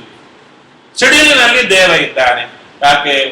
ತಿಂದು ಬಿಡ್ತಾನಂತೆ, ಹೌದಲ್ವೋ? ಅದಕ್ಕೆ ಎಲ್ಲರೂ ಕಂಪ್ಯೂಟರ್ಸ್ ಅದು ಸ್ವಿಚ್ ಆಫ್ ಮಾಡಿಕೊಳ್ಳೋದು. ಯಾಕೆ? ಆ ಸಿಡಿಲು ಬಿದ್ದ ಕೂಡಲೇ ಎಲ್ಲಾ ಶಕ್ತಿಯನ್ನು ಸೆಳೆದು ಬಿಡ್ತಾನೆ, ತಿಂದು ಬಿಡ್ತಾನೆ. ಆದ್ದರಿಂದ ಅದಕ್ಕೆ ಈತನಿಗೆ ಅಶನಿ ಅಂತ ಹೆಸರು. ಇನ್ನ ಈತ ಏನಾಗಿದ್ದಾನೆ? ವಿಶೇಷವಾಗಿ ಅಂಗಾರವಾಗಿದ್ದಾನೆ. ಇನ್ನ ಕೊನೆಯದು ಗುಡುಗು. ಮಿಂಚು, ಸಿಡಿಲು, ಗುಡುಗು ಅಂತ ಬರ್ತಾ ಇದೆ. ಆ ಗುಡುಗನ್ನ ಹ್ರಾಧ್ವನಿ ಅಂತ ಕರೀತಾರೆ. ಹ್ರಾಧ್ವನಿ ಅಂದ್ರೆ ಗುಡುಗು, ಹ್ರಾಧ್ವನಿ. ಹ್ರಾಧ್ವನಿ ಒಳಗೆ ದೇವರ ಹೆಸರೇನು ಅಂದರೆ ನಿರಹ್ರಾದನಾಥ ಹ್ರಾಧ್ವನಿ. ಆತನ ಹೆಸರು ಹ್ರಾಧ್ವನಿ ಅಂತ ಹೆಸರು. ಗುಡುಗು ಅಂತಾರೆ ಆತನ ಹೆಸರು, ಗುಡುಕ್ತಾನಾದ್ದರಿಂದ ಅಲ್ಲಿದ್ದು ತುಂಬಾ ಶಬ್ದ ಮಾಡುತ್ತಾನೆ. ಆದ್ದರಿಂದ ದೇವರಿಗೆ ಒಳ್ಳೆ ಹ್ರಾಧ್ವನಿ ಅಂತ ಹೆಸರು. ಆತನೇ ವಾಸುದೇವ ಅನಿರುದ್ಧ ಅಂತ ಹೇಳ್ತಾ ಇದ್ದಾರೆ. ಇಂಥ 5 ರೀತಿಯಾದ ತನ್ನ ರೂಪಗಳಿಂದ ಕೂಡಿದ ವಾಸುದೇವಾಗ್ನಿಯಲ್ಲಿ ಜೀವನನ್ನು ಹೋಮ ಮಾಡಿ ಇನ್ನ ಮುಂದೆ ಹೇಳ್ತಾರೆ ವೃಷ್ಟಿ ದ್ವಾರ, ಮಳೆಯ ಮೂಲಕ ತಣ್ಣ ಮಾಡಿದ್ರು. ಪುನಃ ಕರ್ಕೊಂಡು ಬರ್ತಾ ಇದ್ದಾರೆ. 3ನೇಯ ಅಗ್ನಿಯಲ್ಲಿ ಹೋಮ ಮಾಡುತ್ತಾ ಇದ್ದಾರೆ. ಸಮಯ 4ಕ್ಕೆ 5 ನಿಮಿಷ ಇದೆಯಾ? ಶುರು ಮಾಡಿದ್ದು 3 ಕಾಲಕ್ಕೆ. ಸರಿ ಸರಿ ಸರಿ, 5 ನಿಮಿಷ ಹೆಚ್ಚೇ ಕೊಡೋಣ. ಇನ್ನ 3ನೇ ಅಗ್ನಿ ಯಾವುದು ಅಂದರೆ ಭೂಮಿ. ಭೂಮಿಯನ್ನು ಪೃಥ್ವಿ ಎಂದು ಯಾಕೆ ಕರೆದದ್ದು ಅಂದರೆ ದೇವ ಅಲ್ಲಿದ್ದಾನೆ, ಪೃಥ್ವಿ ಶಬ್ದ ವಾಚ್ಯನಾಗಿದ್ದಾನೆ. ಪ್ರಥಮಾತ್ ಪೃಥ್ವಿ ನಾಮ, ವಿಸ್ತಾರವಾಗಿ ದೇವರು ವ್ಯಾಪಿಸಿದ್ದರಿಂದ ಭೂಮಿಯು ವಿಸ್ತಾರವಾಯಿತು. ಆದ್ದರಿಂದ ಪೃಥ್ವಿಯಲ್ಲಿ ಪೃಥ್ವಿ ಅಂತ ಕರೆಸಿಕೊಂಡಿರುವ ಸಂಕರ್ಷಣನೇ 3ನೆಯ ಅಗ್ನಿ. ಈ 3ನೇ ಅಗ್ನಿ ಹೆಸರು ಸಂಕರ್ಷಣ, ಅದು ಪೃಥ್ವಿಯಲ್ಲಿ ಇದ್ದಾನೆ. ಈ ಅಗ್ನಿಯಲ್ಲಿ 5 ರೂಪಗಳು ಮತ್ತು ಹುಟ್ಟಿ ಬಂತು. ನಾರಾಯಣ, ವಾಸುದೇವ, ಸಂಕರ್ಷಣ, ಪ್ರದ್ಯುಮ್ನ, ಅನಿರುದ್ಧ. ಕ್ಯಾಲ್ಕುಲೇಷನ್ ಇದ್ದಂತೆಲ್ಲ ಮತ್ತು ಹಾಗೆ ಬರ್ತಾ ಇದೆ. ಆದರೆ ಎಂಥ ಇದು ಅಂತ ಹೇಳಿದರೆ ರಾಯರು ಮೊದಲಾದ ಎಲ್ಲಾ ಜ್ಞಾನಿಗಳು ನಿತ್ಯ ಚಿಂತನೆ ಮಾಡಿದ ಉಪಾಸನೆ, ಯಾರು ಬಿಡಲಿಲ್ಲ, ಸತತ ಚಿಂತನೆ ಮಾಡಿದ್ದು. ನಾವು ಒಂದ್ ದಿವಸ ಒಮ್ಮೆ 10 ನಿಮಿಷ ಹೇಳಿಬಿಟ್ರೆ ಅಪ್ಪಪ್ಪ ಅಂತ ನಮ್ಮನ್ನು ನಾವು ಭುಜ ಚಪ್ಪರಿಸ್ಕೊಂಡು ಓಹೋ ಅಂತೀವಿ. ಅವರು ಹಗಲು ರಾತ್ರಿ ಚಿಂತನೆ ಮಾಡಿದ ಉಪಾಸನೆಗಳು, ರಹಸ್ಯಗಳಿಗೂ. ಇನ್ನ ಇಲ್ಲಿ ಹೇಳ್ತಾ ಇದ್ದಾರೆ, ಮೊದಲನೆಯ ರೂಪ ಯಾವುದು? ಸಂಕರ್ಷಣನಿಂದ ಹುಟ್ಟಿದ ನಾರಾಯಣ ಸಮಿತ್ತಾಗಿದ್ದಾನೆ. ಎಲ್ಲಿದ್ದಾನೆ ಅಂದರೆ ಸಂವತ್ಸರದಲ್ಲಿದ್ದಾನಂತೆ. ನಾವು ಕರಿತೇವೆ ನಂದರ ನಾಮ ಸಂವತ್ಸರೇ ಅಂತ. ಸಂವತ್ಸರದಲ್ಲಿರುವ ದೇವರಿಗೆ ಹೆಸರು ಸಂವತ್ಸರ ಅಂತ. ಯಾಕೆ ಈತನಿಗೆ ಸಂವತ್ಸರ ಅಂತ ಹೆಸರು ಅಂದರೆ ಸಮ್ಯಕ್ ವಾಸಯತೀತಿ. ಯಾರು ದೇವರನ್ನ ಸಂವತ್ಸರ ಸಂವತ್ಸರ ಅಂತ ಕರೀತಾರೆ ಅವರು ಚೆನ್ನಾಗಿ ಬದುಕುವಂತೆ ಮಾಡುತ್ತಾನಂತೆ. ಇದು ನಮ್ಮ ಸಂಕಲ್ಪದಲ್ಲಿ ಸಂವತ್ಸರ, ನಂದರ ನಾಮ ಸಂವತ್ಸರೇ ದಿನ ಅಂತ ಹೇಳ್ತೀವಿ. ಯಾಕೆ ಸಂವತ್ಸರ ಯಾಕೆ ದಿನ ಅಂತ ಹೇಳಬೇಕು ಅಂದರೆ ನಂದನ ಎಂಬ ಹೆಸರಿಟ್ಟುಕೊಂಡು ಸಂವತ್ಸರದಲ್ಲಿ ಸಂವತ್ಸರ ನಾಮಕನಾಗಿರುವ ದೇವರನ್ನ ನಾವು ಸಂಕಲ್ಪ ಕಾಲಕ್ಕೆ ಈ ರೀತಿ ತಿಳ್ಕೊಂಡು ಹೇಳಿದರೆ, ಪ್ರೊವೈಡೆಡ್ ಹೇಳಿದರೆ ಬದುಕುವಂತೆ ಮಾಡುತ್ತಾನೆ ಚೆನ್ನಾಗಿ. ಇಷ್ಟ ಅರ್ಥ ಇದೆ ಸಂಕಲ್ಪಕ್ಕೆ. ಅಲ್ಲಿ ಸಂವತ್ಸರ, ಅಯನ, ಪಕ್ಷ, ತಿಥಿ, ವಾರ ಇಷ್ಟೆಲ್ಲ ಬಂತ. ಅಲ್ಲಿ ನಕ್ಷತ್ರ, ಯೋಗ, ಕರಣ ಎಲ್ಲದರಲ್ಲೂ ಆಯಾ ಹೆಸರಿನಿಂದ ದೇವರಿದ್ದಾರೆ. ಇಷ್ಟಾದರೂ ನೆನಪಿಟ್ಟುಕೊಂಡು ನಕ್ಷತ್ರ ಬಂತು. ನಕ್ಷತ್ರ ಅಂದ್ರೆ ಕ್ಷತ್ರ ಇಲ್ಲದವ ನಕ್ಷತ್ರ ಅಂತ ಬಂತು. ಆ ರೀತಿಯಲ್ಲಿ ಪ್ರತಿಯೊಂದಕ್ಕೂ ಅರ್ಥ ಇದೆ. ಆ ದೇವರ ರೂಪಗಳನ್ನು ನಾನು ನೆನೆಯುತ್ತಾ ಇದ್ದೇನೆ ಅಂತ ಯಾರು ನೆನೆದು ಸಂಕಲ್ಪ ಮಾಡುತ್ತಾರೆ ಫಲಗಳ ರಾಶಿ ಬರುತ್ತೆ. ಯಾವುದಕ್ಕೆ? ಸಂಕಲ್ಪ ಮಾಡಿದಕ್ಕೆ. ನೋಡಿ, ಅಂದರೆ ನಮ್ಮ ದುರ್ದಶ ಯಾವುದು ಅಂದರೆ, ಒಂದು ಜಾಬ್ ಮಾಡ್ಲಿಕ್ಕೆ ಹೋದರೆ, ಯಾವ್ದಾದ್ರೂ ಕೆಲಸ ಕೊಟ್ರೆ ಆ ಕೆಲಸ ಕೊಡ್ಲಿಕ್ಕೆ ಮುಂದೆ ಅವರು ಪರೀಕ್ಷೆ ಮಾಡುತ್ತಾರೆ. ನಿನಗೆ ಕೆಲಸ ಮಾಡ್ಲಿಕ್ಕೆ ಕ್ವಾಲಿಫಿಕೇಶನ್ ಇದೆಯಾ ಅಂತ ನೋಡುತ್ತಾರೆ. ಕೊಟ್ಟ ಮೇಲೆ ಮಾಡ್ತಾನ ಇಲ್ವಾ ಅಂತ ನೋಡುತ್ತಾರೆ. ಟ್ರೈನಿಂಗ್ ಕೊಡ್ತಾರೆ. ಕೊಟ್ಟ ಮೇಲೆ ಕೂಡ ಸರಿಯಾಗಿ ಮಾಡ್ತಾ ಇದ್ದಾನ ಅಂತ ನೋಡಿ ಸ್ಯಾಲರಿ ಕೊಡುತ್ತಾರೆ. ಇಲ್ಲಿ ಅದು ಯಾವುದೂ ಇಲ್ಲ. ನಾವು ಮಾಡಿದ್ದಕ್ಕೆ ಕೇಳೋ ನಾಥ ಇಲ್ಲ. ನಾವು ಮಾಡಿದ್ದೇ ಸಾಧನೆ. ಮೈದರಲ್ಲಿ ಅರ್ಥ ತಿಳ್ಕೊಂಡು ಮಾಡಿದ್ರು ಸರಿ, ತಿಳಿದೇ ಮಾಡಿದ್ರು ಚಲ್ತ. ಯಾರು ಕೇಳ್ತಾರೆ? ಶ್ರಾದ್ದ ಮಾಡ್ತಾ ಇದೆ. ಶ್ರಾದ್ದ ಮಾಡುವ ಕಾಲಕ್ಕೆ ಕಂಪ್ಯೂಟರ್ ಮುಂದೆ ಕೂತು, ನನಗೆ ಕಂಪ್ಯೂಟರ್ ಅಂದ್ರೆ ಗೊತ್ತು, ಸುಮ್ಮನೆ ಕೆಲಸ ಮಾಡ್ಲಿಕ್ಕೆ ಗೊತ್ತಿಲ್ಲ, ನೀವು ಹೇಳಿದಂತೆ ಮಾಡುತ್ತೇನೆ ಅಂತ ಹೇಳಿದರೆ ಯಾರಾದ್ರೂ ಕೆಲಸ ಕೊಡ್ತಾರ? ಪ್ಲೀಸ್ ಗೆಟ್ ಔಟ್ ಅಂತ ಹೇಳ್ತಾರೆ. ಹೌದಲ್ವ? ಶ್ರಾದ್ದ ಮಾಡ್ಲಿಕ್ಕೆ ಬರ್ತೇನೆ, ಶ್ರಾದ್ದದ ಪರಿಚಯವೇ ಇಲ್ಲ, ಆದ್ರೂ ನೀನು ಹೇಳಿದಂತೆ ಶ್ರಾದ್ದ ಮಾಡುತ್ತೇನೆ ಅಂದ್ರು ಪಾಪ ಕರುಣೆಯಿಂದ ದೇವರು ಸ್ವೀಕಾರ ಮಾಡುತ್ತಾ ಇದ್ದಾರೆ. ಇಲ್ಲಿ ಗೆಟ್ ಔಟ್ ಅಂತ ಯಾರು ಹೇಳುತ್ತಾ ಇಲ್ಲ. ಅದು ನಮ್ಮ ಸೌಭಾಗ್ಯ. ಶ್ರಾದ್ದ ಮಾಡಬೇಕಾದರೂ ಯಾವುದೇ ಮಾಡಬೇಕಾದರೂ ಕರ್ಮದ ಕುರಿತು ಪುರೋಹಿತರಿಗೆ ಎಷ್ಟು ಗೊತ್ತಿರುತ್ತೋ ಯಜಮಾನನಿಗೂ ಅಷ್ಟೇ ಗೊತ್ತಿರಬೇಕು. ಎಲ್ಲೆಲ್ಲಿ ಯಾವ ದೇವತೆಗಳು ದೇವರು ಬರ್ತಾರೆ ತಿಳಿದುಕೊಂಡು ಮಾಡಬೇಕು. ಗೊತ್ತಿಲ್ಲದೆ ಮಾಡುವ ಕರ್ಮ ಎಂಥದ್ದು? ಮಾಣಿಕ್ಯವ ಅಂಗಡಿಯಲು ಕೊಟ್ಟು ಅಜೀವಾನ ಪಡೆದಂತೆ. ಆದ ಕಾರಣ ಏನು ಹೋಗುತ್ತಪ್ಪ, ಚೂರು ಗಂಟೆನ ಹೋಗುತ್ತೆ ನಮಗೆ. ಚೂರು ಕಷ್ಟಪಟ್ಟರೆ ಇಷ್ಟಿಷ್ಟು ಎಲ್ಲ ಪುಸ್ತಕಗಳು ಓದ್ತೀವಿ. ಒಂದು ಶ್ರಾದ್ದ ಪುಸ್ತಕ ಓದ್ಲಿಕ್ಕೆ ಬರಲ್ವೋ? ಅರ್ಥ ತಿಳ್ಕೊಂಡ್ರೆ ಬರಲ್ವೋ? ಹಾಗೆ ಪೂಜಾ ಪುಸ್ತಕ ಏನೇನಿದೆ ಎಲ್ಲ ಮಾಡುವ ಕರ್ಮ ಯಾಕೆ ಮಾಡುತ್ತಾ ಇದ್ದೇನೆ ಅಂತ ತಿಳ್ಕೊಂಡು ಮಾಡಿದರೆ, ಅಲ್ಲಲ್ಲಿ ದೇವರ ರೂಪ ಏನು ಬರ್ತಾ ಇದೆ ಅಂತ ತಿಳ್ಕೊಂಡು ಮಾಡಿದರೆ ಎಷ್ಟು ಚೆನ್ನಾಗಿರುತ್ತೆ. ಆಚಮನಕ್ಕೆ ನೋಡೋಣ. ಆಚಮನ ಮಾಡುವಾಗ ಎಲ್ಲರೂ ಮಾಡ್ತೀರಲ್ಲ ಆಚಮನ, ಹೌದಲ್ವ? ಹೇಗೆ ಮಾಡ್ತೀರಾ? ಕೇಶವಾಯ ಸ್ವ ನಾರಾಯಣ ಸ್ವ ನಾರಾಯಣ ಸ್ವ 3 ತೊಟ್ಟು ನೀರು ಕುಡಿಯೋದು ಆಚಮನ ನಮ್ಮ ಕಾಲಿಗೆ ಅಲ್ಲ. ಆಚಮನದ ಲಕ್ಷಣ ಏನು ಅಂದರೆ ನಮ್ಮ ಶರೀರ ಪೂರ್ಣ, ಮನಸ್ಸು ಶರೀರ ಇಂದ್ರಿಯಗಳು ಶುದ್ಧ ಆಗುವುದೇ ಆಚಮನದಿಂದ. 3 ತೊಟ್ಟು ನೀರಿನಿಂದ ಹೇಗೆ ಶುದ್ಧ ಆಗುತ್ತೆ ಅಂದ್ರೆ 3 ತೊಟ್ಟು ನೀರಿನಿಂದ ಆಗ್ತಾ ಇಲ್ಲ. 24 ಭಗವದ್ ರೂಪಗಳು ನಮ್ಮ ಶರೀರದಲ್ಲಿ 24 ಕಡೆ ಚಿಂತನೆ ಮಾಡಿದರೇನೆ ಅದು ಆಚಮನ. 24 ಭಗವದ್ ರೂಪಗಳ ಹೆಸರು ಗೊತ್ತು, ಆ ರೂಪಗಳು ಹೇಗಿರುತ್ತೋ ಗೊತ್ತಿಲ್ಲ, ಅಭ್ಯಾಸವೇ ಇಲ್ಲ. ಕೇಶವನಿಗೂ ನಾರಾಯಣನಿಗೂ ವ್ಯತ್ಯಾಸವೇ ಗೊತ್ತಿಲ್ಲ. ಆಯುಧಗಳ ವಿನ್ಯಾಸ ಬೇರೆ ಬೇರೆ ಇದೆ. ನಾವು ಹೇಳುತ್ತೇವೆ ಆಚಮನ ಮಾಡುವ ಕಾಲಕ್ಕೆ ಬಂತ, ಆಚಮನ ಕಾಲಕ್ಕೆ ಕೇಶವಾಯ ಸ್ವಾಹ ಅಂದಾಗ ಕೇಶವನ ಚಿತ್ರಣ ಬರಬೇಕು, ಬಂದು ದೇವರ ಸ್ಮರಣೆ ಮಾಡಬೇಕು. ಈ ರೀತಿ ಆಚಮನ ಯಾರಾದ್ರೂ ಮಾಡ್ತಾ ಇದ್ದೀವ?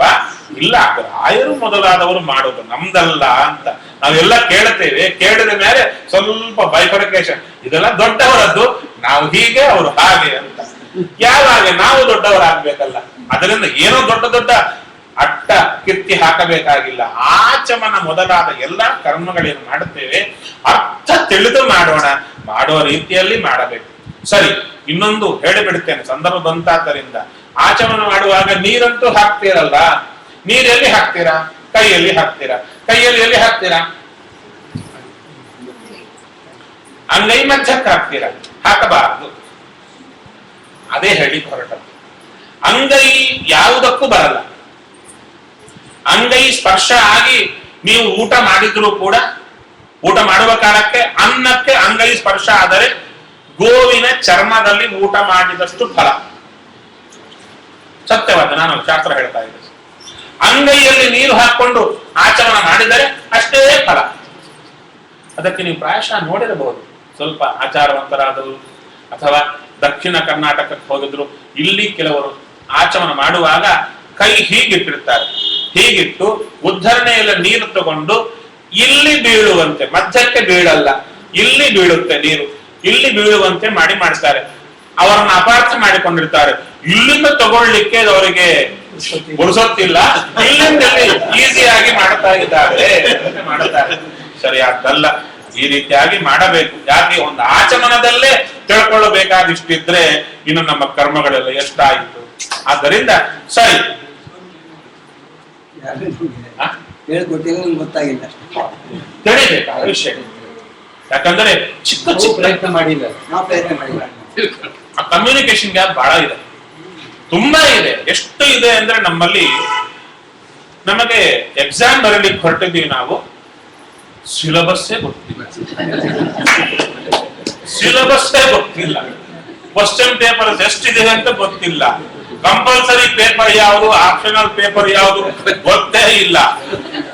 ಬರಲಿಕ್ಕೆ ಪೆನ್ ಹಿಡ್ಕೊಂಡು ಹೊರಟದ್ದೇ, ಮತ್ತು ಅದು ಬರಲಿಕ್ಕೆ ಹೊರಟು ನಾವು ಸರ್ಟಿಫಿಕೇಟ್ ನಮಗೆ ಕೊಟ್ಕೊಳ್ತಾ ಇರ್ತೀವಿ. ಆಮೇಲೆ ಬೆಸ್ಟ್ ಎಕ್ಸಾಮಿನೇಷನ್ ಚೆನ್ನಾಗಿ ಬರೀತಕ್ಕಂಥದ್ದು ಒಳ್ಳೆ ಸ್ಟೂಡೆಂಟ್ ಅಂತ ಹೇಳ್ಕೊಳ್ತೀವಿ. ಹೌದಲ್ವ? ಏನೂ ಗೊತ್ತಿಲ್ಲ. ಸರಿ, ಹಾಗಾದರೆ ಯಾಕೆದು ಬಂತು ಅಂದರೆ ಸಂವತ್ಸರಕ್ಕೆ ಬಂತು. ನಾವು ಹೇಳುವ ಸಂಕಲ್ಪದಲ್ಲಿ ಎಲ್ಲ ಬಂತು. ಸರಿ, ಸಂವತ್ಸರದೊಳಗಿರುವ ದೇವರಿಗೆ ಸಂವತ್ಸರ ಅಂತ ಹೆಸರು. ಯಾಕೆ? ಸಮ್ಯಕ್ ವಾಸಯತಿ, ಬದುಕುವಂತೆ ಮಾಡತಾನಾದ್ದರಿಂದ.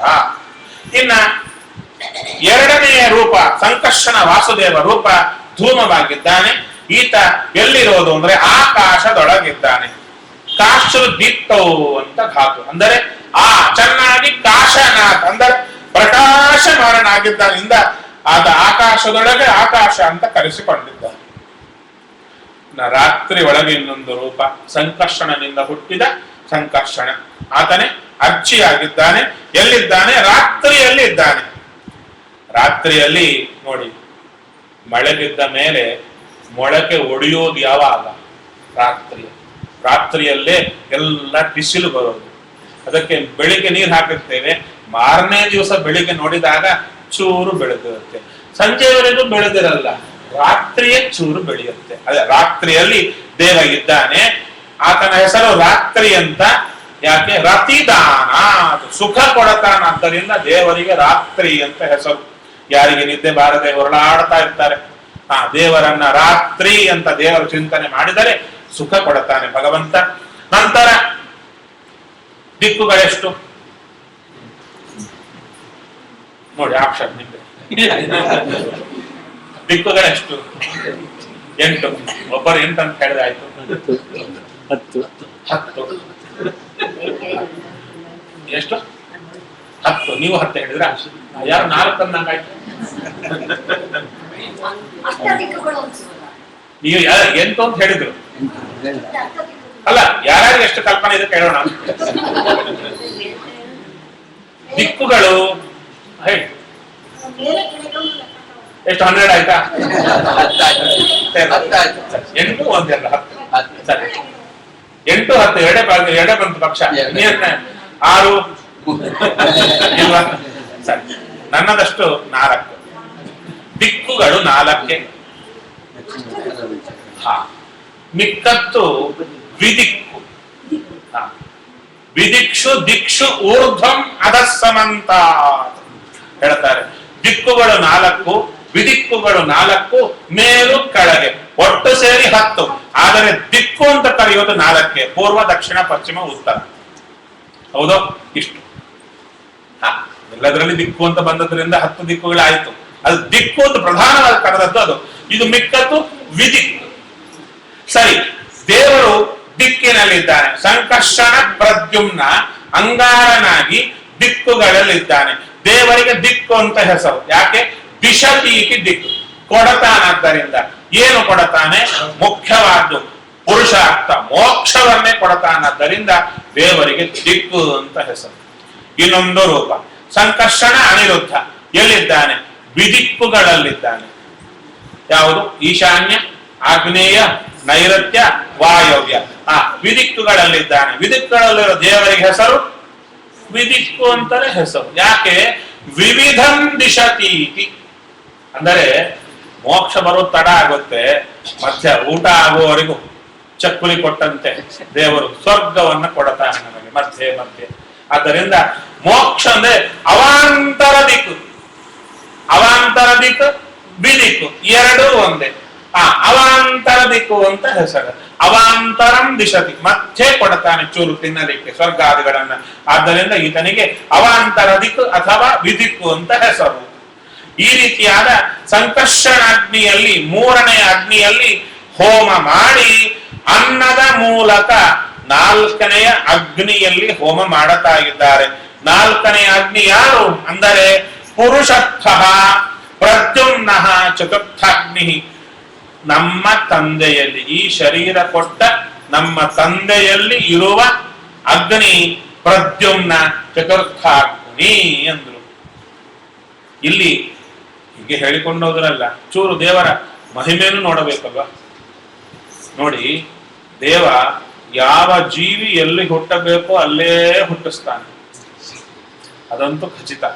ಹೌದು, ಹೇಗೆ ಅಂದರೆ ನೋಡಿ, ಒಂದೇ ಬೆಂಗಳೂರಲ್ಲೇ ಒಟ್ಟಾರೆ ಜೀವನನ್ನ ಮಳೆಯ ಮೂಲಕ ಭೂಮಿಯಲ್ಲಿ ಹಾಕಿದರೆ ಬೆಳೆಯ ಮೂಲಕ ಬಂದ, ಅಕ್ಕಿಯಲ್ಲಿ ನಿಂತ, ಧಾನ್ಯದಲ್ಲಿ ನಿಂತ. ಆ ಧಾನ್ಯದಲ್ಲಿ ನಿಂತ ಜೀವನನ್ನ ಅಪ್ಪನ ಹೊಟ್ಟೆಗೆ ಕಳಿಸಬೇಕು. ಇದೇ ಬೆಂಗಳೂರಲ್ಲಿದ್ದಾರೆ ತುಂಬಾ ಜನ, ರಾಯಚೂರಿನಿಂದ ಬರ್ತಾರೆ ಕೆಲವರೆಲ್ಲ. ಅಯ್ಯೋ, ಇಲ್ಲಿ ನಾವು ತಿಂಬೋದೇ ಜೋಳ, ಆ ಜೋಳ ಬೆಂಗಳೂರಲ್ಲಿ ಕಾಸ್ಟ್ಲಿ ಹೌದು, ಜಿಗಿನೂ ಇರಲ್ಲ, ಈ ಜೋಳವೇ ಅಲ್ಲ ಅಂತ ರಾಯಚೂರಿನಿಂದ ತರಿಸ್ಕೊಳ್ತಾರೆ. ಹೌದಾ? ಇನ್ನ ಕೆಲವರು ಅಕ್ಕಿ ಅಂದ್ರೆ ನಮ್ಮದೆಲ್ಲ ಆಂಧ್ರ ಕಡೆ ಮಸೂರಿ ರೈಸ್ ತುಂಬಾ ಚೆನ್ನಾಗಿರುತ್ತೆ ಅಂತ ಅದು ತರಿಸ್ಕೊಳ್ತಾರೆ. ಹೌದಾ?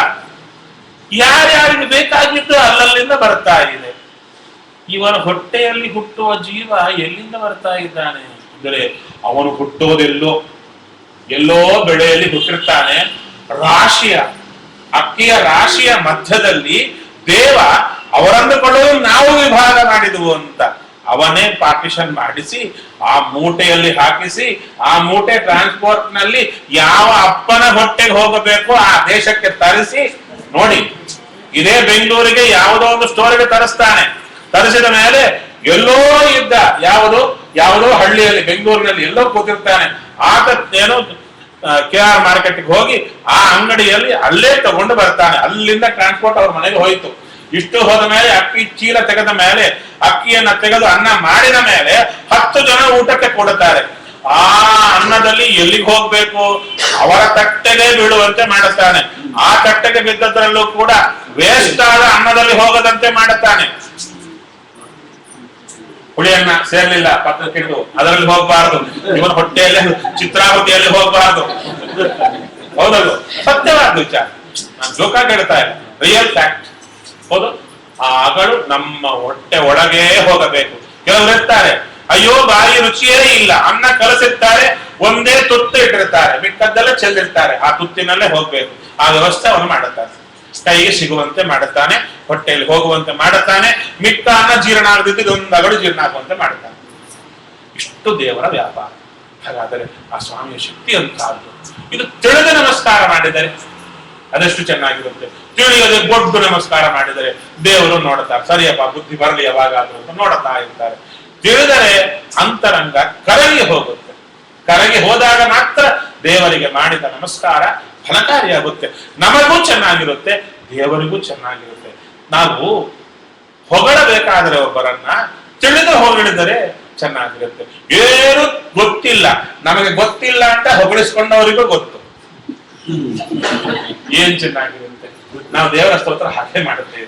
ಸ್ತೋತ್ರದ ಅರ್ಥ ಗೊತ್ತಿಲ್ಲ, ದೇವರಲ್ಲಿ ಏನಿದೋ ಗೊತ್ತಿಲ್ಲ, ಸ್ತೋತ್ರ ಮಾಡಿದ್ದೇವೆ. ದೇವರಿಗೆ ಕಾಟಾಚಾರ ತಪ್ಪಿದ್ದಲ್ಲ ಕೇಳ್ತಾ ಇರ್ತಾರೆ. ಇನ್ನ ಈ ಸ್ತೋತ್ರ ಮಾಡುವ ಕಾಲಕ್ಕೂ ಕೂಡ ನಮ್ಮಲ್ಲಿ ಸೊಪ್ಪು ಜಾಸ್ತಿ. ಹೌದಲ್ವ? ಯಾಕೋ ನೋಡಿ, ನಮ್ ದೇವರು ಸ್ತೋತ್ರ ಬೇಕು ಅಂತಾನೆ. ಯಾಕೆ ಏನ್ ಮಾಡ್ತಾನೋ ಏನೋ ಈ ಸ್ತೋತ್ರ ಕೇಳಿ. ಯಾಕಪ್ಪ ದೇವರಿಗೆ ನಮ್ಮ ಸ್ತೋತ್ರದಿಂದ ಏನಾಗ್ಬೇಕಾಗಿದೆ? ದೇವರನ್ನ ಸ್ತೋತ್ರ ಮಾಡಬೇಕು ಅಂತ ಬಂದಾಗ ನಮ್ಮಲ್ಲಿ ಅದ್ವೈತಿಗಳು ಅಥವಾ ದೇವರ ಮೇಲೆ ದ್ವೇಷಗಳು ಹೊರಗಿಲ್ಲ, ನಮ್ಮೊಳಗೆ ಇದ್ದಾರೆ, ಪ್ರಶ್ನೆ ಹಾಕ್ತಾ ಇರ್ತಾರೆ. ಅಲ್ಲ, ದೇವರಿಗೆ ಯಾಕೆ ನಮಸ್ಕಾರ ಮಾಡ್ಬೇಕು? ಇದು ಬರ್ತಾ ಇರುತ್ತೆ. ನಮ್ಮ ಸ್ತೋತ್ರದಿಂದ ಏನಾಗ್ಬೇಕು ದೇವರಿಗೆ? ಭಕ್ತರು ಮಾಡುವ ಸಂಸ್ಕೃತಿಗೆ ಹಿಗ್ಗುವನು ಅಂತ ಹೇಳ್ತಾರಲ್ಲ. ಯಾಕೆ ಹಿಗ್ಬೇಕಪ್ಪ ಅಂದ್ರೆ ನಾವು ಮಾಡಿದ ಸ್ತೋತ್ರದಿಂದ ಅವನಿಗೆ ಸಂತೋಷ ಆಗ್ತಾ ಇದೆ ಅಂದ್ರೆ ನಮ್ಮಂತೆ ಆದ. ದೇವರು ಯಾಕೆ ಆಗ್ತಾನೆ? ಇಂತಹ ಪ್ರಶ್ನೆಗಳು ಬಂತೋ ಇಲ್ಲೋ, ನನಗಂತೂ ಬಂದಿತ್ತು. ಉತ್ತರ ಕೊಟ್ಟ, ಆ ಉತ್ತರ ಹೇಳುತ್ತೇನೆ, ಸಮರ್ಪಕವಾದ ಸ್ವೀಕಾರ ಮಾಡಬಹುದು. ನೋಡಿ, ದೇವರು ನಾವು ಮಾಡುವ ಸ್ತೋತ್ರಕ್ಕೆ ಸಂತೋಷ ಪಡ್ತಾನೆ ಎಂದರೆ ನಾವು ಇನ್ನೊಬ್ಬರು ಹೊಗಳಿಸ್ಕೊಂಡು ಹಾ ಅಂತೀವಲ್ಲ, ಆ ತರ ಅಲ್ಲ ದೇವರ ಸ್ತೋತ್ರ. ಸ್ತೋತ್ರ ಶಬ್ದಕ್ಕರ್ಥ ಏನು ಅಂದರೆ ಯಥಾರ್ಥ ವಸ್ತು ಸ್ಥಿತಿಯನ್ನ ಚಿಂತನೆ ಮಾಡುವುದೇ ಸ್ತೋತ್ರ. ಹೇಳಬೇಕಾದ್ರೆ 5 ನಿಮಿಷ ಹೇಳಿಬಿಡ್ತೇನೆ. ಇನ್ನ 2 ಅಗ್ನಿಗಳಿವೆ. ಆ 2 ಅಗ್ನಿಗಳು ಬರೋ ಶನಿವಾರ ಇದೊಂದು ಹೇಳಿಬಿಡ್ತೇನೆ. ಯಾಕೆ ನಾಳೆ ಬೆಳಿಗ್ಗೆ ನಮಸ್ಕಾರ ಮಾಡ್ಬೇಕಲ್ವಾ? ಸರಿ, ನಮಸ್ಕಾರದಲ್ಲಿ ಅರ್ಥ ಇಷ್ಟು. ಮಗು ಇದೆ, ತಾಯಿಯ ಕೈಯನ್ನು ಹಿಡಿದುಕೊಂಡು ನಡೀತಾ ಇದ್ದಾನೆ. ತಾಯಿ ಮಗುವಿನ ಕೈ ಹಿಡಿದಿಲ್ಲ, ಮಗು ತಾಯಿಯ ಕೈ ಹಿಡಿದು ನಡೀತಾ ಇದ್ದಾನೆ. ಮಗುವಿಗೆ ತಾಯಿಯ ಕೈಯನ್ನು ಬಿಟ್ಟರೆ ಬಿದ್ದು ಬಿಡ್ತಾನೆ. ಬಿದ್ದ ಕೂಡಲೇ ಅರ್ಥ ಆಯಿತು, ತಾಯಿಯ ಕೈ ಹಿಡಿಯದಿದ್ದರೆ ನನಗೆ ನಿಲ್ಲಲಿಕ್ಕಾಗಲ್ಲ ಅಂತ ಅರ್ಥ ಆಯಿತು. ಇಲ್ಲಿ ತಾಯಿಯ ಪರಿಸ್ಥಿತಿ ಹೇಗಿರುತ್ತೆ? ಅವನು ಹಿಡಿದು ನಡೀತಾ ಇದ್ರೆ ಸಂತೋಷ ಪಡ್ತಾ ಇರ್ತಾಳೆ. ಅವನಾಗಿ ಬಿಟ್ಟು ಬಿದ್ದ ಕೂಡಲೇ ದುಃಖ ಪಡ್ತಾಳೆ. ಯಾಕೆ? ನಾನಾಗಿ ಹಿಡಿಯಲಿಕ್ಕೆ ಹೋದರೆ ಅಹಂಕಾರ ಅಡ್ಡಿ ಬರ್ತಾ ಇದೆ, ನಾನೇ ನಡೀತೀನಿ ಅಂತ ಹೇಳ್ತಾನೆ ಮಗ. ಆದರೆ ಅವನಾಗಿ ನಡೀಲಿಕ್ಕೆ ಆಗ್ತಾ ಇಲ್ಲ, ಬಿದ್ದು ಹೋಗ್ತಾ ಇದ್ದಾನೆ. ಹೇಗೆ ಮಾಡೋಣಪ್ಪ ಅಂತ ನೋಡಿದಾಗ ಆ ಮಗುವಿಗೆ ಬಿದ್ದಾಗ ಬುದ್ಧಿ ಬಂದರೆ ಆ ಮಗು, ಇಲ್ಲಮ್ಮ ನಿನ್ನ ಕೈ ಹಿಡಿಯದೇ ಹೊರತು ನನಗೆ ನಡೆಯಲಿಕ್ಕೆ ಆಗಲ್ಲ ಅಂತ ಯಥಾರ್ಥ ಸ್ಥಿತಿಯನ್ನ ಅಮ್ಮನಿಗೆ ಹೇಳಿ ಕೈ ಹಿಡಿದರೆ ಆ ತಾಯಿಗೆ ಖುಷಿಯೋ ಖುಷಿ. ಯಾಕೆ? ನನ್ನ ಕೈ ಹಿಡಿದಲ್ಲ ಅಂತಲ್ಲ, ಇವನಿಗೆ ನಿಜವಾದ ಪರಿಸ್ಥಿತಿ ಅರ್ಥ ಆಯಿತು, ಇನ್ನು ನನ್ನ ಕೈ ಬಿಡಲ್ಲ, ಇನ್ನು ಇವನು ಬೀಳುವುದಿರಲ್ಲ ಅಂತ ಸಂತೋಷ. ಇಷ್ಟೇ ದೇವರ ಸ್ತೋತ್ರ. ದೇವರ ಕುರಿತಾಗಿ ಸರಿಯಾದ ಜ್ಞಾನ ಬಂದು ಬಿತ್ತು ಹೋಗುವ ನಾವು ದೇವರನ್ನ, ಸ್ವಾಮಿ ನೀನಿಲ್ಲದಿದ್ದರೆ ಬದುಕಲಿಕ್ಕಾಗಲ್ಲ ಅಂತ ಎಚ್ಚರ ನಮ್ಮಲ್ಲಿ ಬಂದರೆ ಅದು ದೇವರಿಗೆ ಸಂತೋಷ. ನಮ್ಮಲ್ಲಿ ಏನು ಹೇಳ್ತಾರಲ್ಲ ಅಂದ್ರೆ ಮಾನಸಿಕವಾದ ಪರಿವರ್ತನೆ ಬರಬೇಕು. ಬಂದರೆ ದೇವ ಹಿಗ್ಗುವನು. ಯಾಕೆ ಹಿಗ್ಗುತ್ತಾನೆ? ಹೌದಪ್ಪ, ಇನ್ನು ಇವನು ಬೀಳಲ್ಲ, ನನ್ನ ಕೈ ಹಿಡಿಯುತ್ತಾರೆ, ಇವರನ್ನ ನನ್ನ ಬಿಟ್ಟು ಹಾಳಾಗುವುದಿಲ್ಲ ಅಂತ ದೇವರಿಗೆ ಸಂತೋಷ ಬರುತ್ತೆ. ಹೌದಲ್ವ? ಇಂತಹದ್ದು ದೇವರ ವಿಶೇಷವಾದ ಸ್ತೋತ್ರ. ಈ ಸ್ತೋತ್ರ ನಾವು ಮಾಡಲ್ಲ. ಯಾಕೆಂದ್ರೆ ದೇವರ ಮೇಲೆ ಆಧಾರ ಪಟ್ಟಿದ್ದೇವೆ ಎಂಬ ಎಚ್ಚರವೇ ನಮಗಿಲ್ಲ. ದೇವರು ನಮಗೆ ಎಂಥ ಅಂದರೆ ಒಂದು ಗೋಲ್ಡ್ ಕೀಪರ್ ಇದ್ದಂಗೆ ಇರ್ತಾನೆ. ಬೇಕಾದ್ದೆಲ್ಲ ಕೊಡಬೇಕು, ಅದು ಬೇಕು ಇದು ಬೇಕು ಅಂತ ದೇವರನ್ನ ಕೇಳ್ತೀವಿ. ನೀನೇ ಬೇಕು ಅಂತ ಜನ್ಮಕ್ಕೆ ಒಂದು ಸಲ ಕೇಳ. ಅದಕ್ಕೆ ಹೇಳ್ತಾರೆ ದೇವರ ಸ್ತೋತ್ರ ಅಂದ್ರೆ ಸಂಸ್ತುತಿಗೆ ಹಿಗ್ಗುವನು ಅಂದ್ರು. ಸಂಸ್ತುತಿ ಶಬ್ದಕ್ಕೆ ಅರ್ಥ ಏನು ಅಂದರೆ ಒಟ್ಟಾರೆ ಹೇಳುವುದು ಅಂತ ಅರ್ಥ ಅಲ್ಲ. ಅವನು ಯಾರು, ನಾವು ಯಾರು, ಅವನಿದ್ದರೆ ಹೊರತು ನಮ್ಮ ಬದುಕಲಿಕ್ಕಾಗಲ್ಲ. ಕರುಣಾಮಯ ಅಂತ ನಾವು ಎಚ್ಚರ ಬಂದರೆ ಅದು ಆ ರೀತಿಯಾಗಿ ಎಚ್ಚರ ಪೂರ್ವಕವಾಗಿ ದೇವರ ಸ್ತೋತ್ರ ಏನಿದೆ, ಮನಮುಟ್ಟಿ ಮಾಡುವ ಸ್ತೋತ್ರ, ಅದರನ್ನ ಸಂಸ್ತುತಿ ಅಂತ ಕರೆದು ಅದಕ್ಕೆ ಹೇಳ್ತಾ ಇದ್ದಾರೆ. ಈ ರೀತಿಯಾಗಿ ಜ್ಞಾನ ಪಡಕೊಂಡರೆ, ಜ್ಞಾನ ಬರ್ತಾ ಬರ್ತಾ ಬಂದರೆ, ಮೊದಲು ಹೇಳಿದ ಸ್ತೋತ್ರವೇ ಅದ್ರಲ್ಲಿ ಅರ್ಥ ಆಗಿರ್ಲಿಲ್ಲ. ಈಗ ಜ್ಞಾನ ಬರ್ತಾ ಬರ್ತಾ ಬರ್ತಾ ತುಂಬುತ್ತಾ ಬಂತು. ಅದೇ ಸ್ತೋತ್ರ ಹೇಳುವಾಗ ರುಚಿ ರುಚಿ ರುಚಿ ರುಚಿಯಾಗಿ ಬರ್ತಾ ಬರುತ್ತೆ. ಅದಕ್ಕೆ ಜ್ಞಾನ ಸೇರಿದರೆ ನಮ್ಮ ಅನುಷ್ಠಾನ ಪೂರ್ಣ. ಅದಕ್ಕೆ ಅರಣ್ಯಕಾಚಾರ್ಯರು ಜ್ಞಾನ ಪಡ್ತಾ ಇದ್ದಾರೆ. ಇಲ್ಲಿ ಕಾಶಿ ಕುಂಡಲಗಿರಿ ಆಚಾರ್ಯರು ಅಂತ ಮಹಾನ್ ಭಾವರು, ವಾದಿರಾಜರ ಸಮಕಾಲೀನರು. ವಾದಿರಾಜರು ಬದರಿಗೆ, ದೊಡ್ಡ ಬದರಿಗೆ ಹೋಗುವಾಗ ಕಾಶಿಯಲ್ಲಿ ತಂಗಿದ್ರಂತೆ. ಎಲ್ಲಿ? ಕಾಶಿ ಕುಂಡಲಗಿರಿ ಆಚಾರ್ಯರ ಮನೆಯಲ್ಲಿ ಇದ್ದರಂತೆ ಮಹಾನುಭಾವರು. ಅವರೆಂಥವರು ಅಂತ ಹೇಳಿದರೆ ನೈವೇದ್ಯ ಕಾಲಕ್ಕೆ ದೇವರ ಚಿಂತನೆ ಮಾಡಿ ವೀಣೆ ಬಾರಿಸ್ತಾ ಇದ್ರಂತೆ.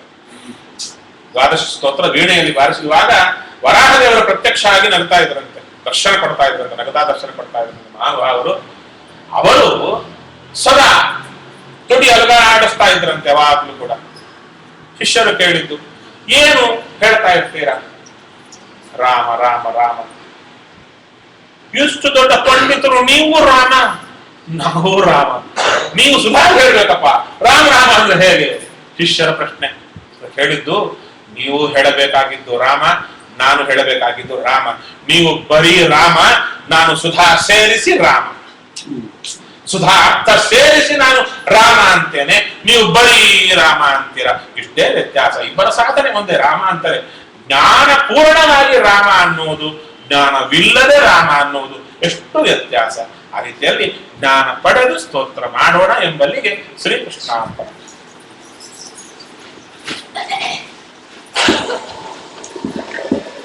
ಜ್ಞಾನದಲ್ಲಿ ನಾವು ಕ್ಲಾಸ್ ಹೋಗುದು, ಎಲ್ಲ ತಪ್ಪೆಲ್ಲ ಮಾಡ್ತಾ ಇರ್ತಾರೆ. ಮೊದಲು ಪಾಠ ಸಂಧ್ಯಾನ ಆಗ್ತದೆ.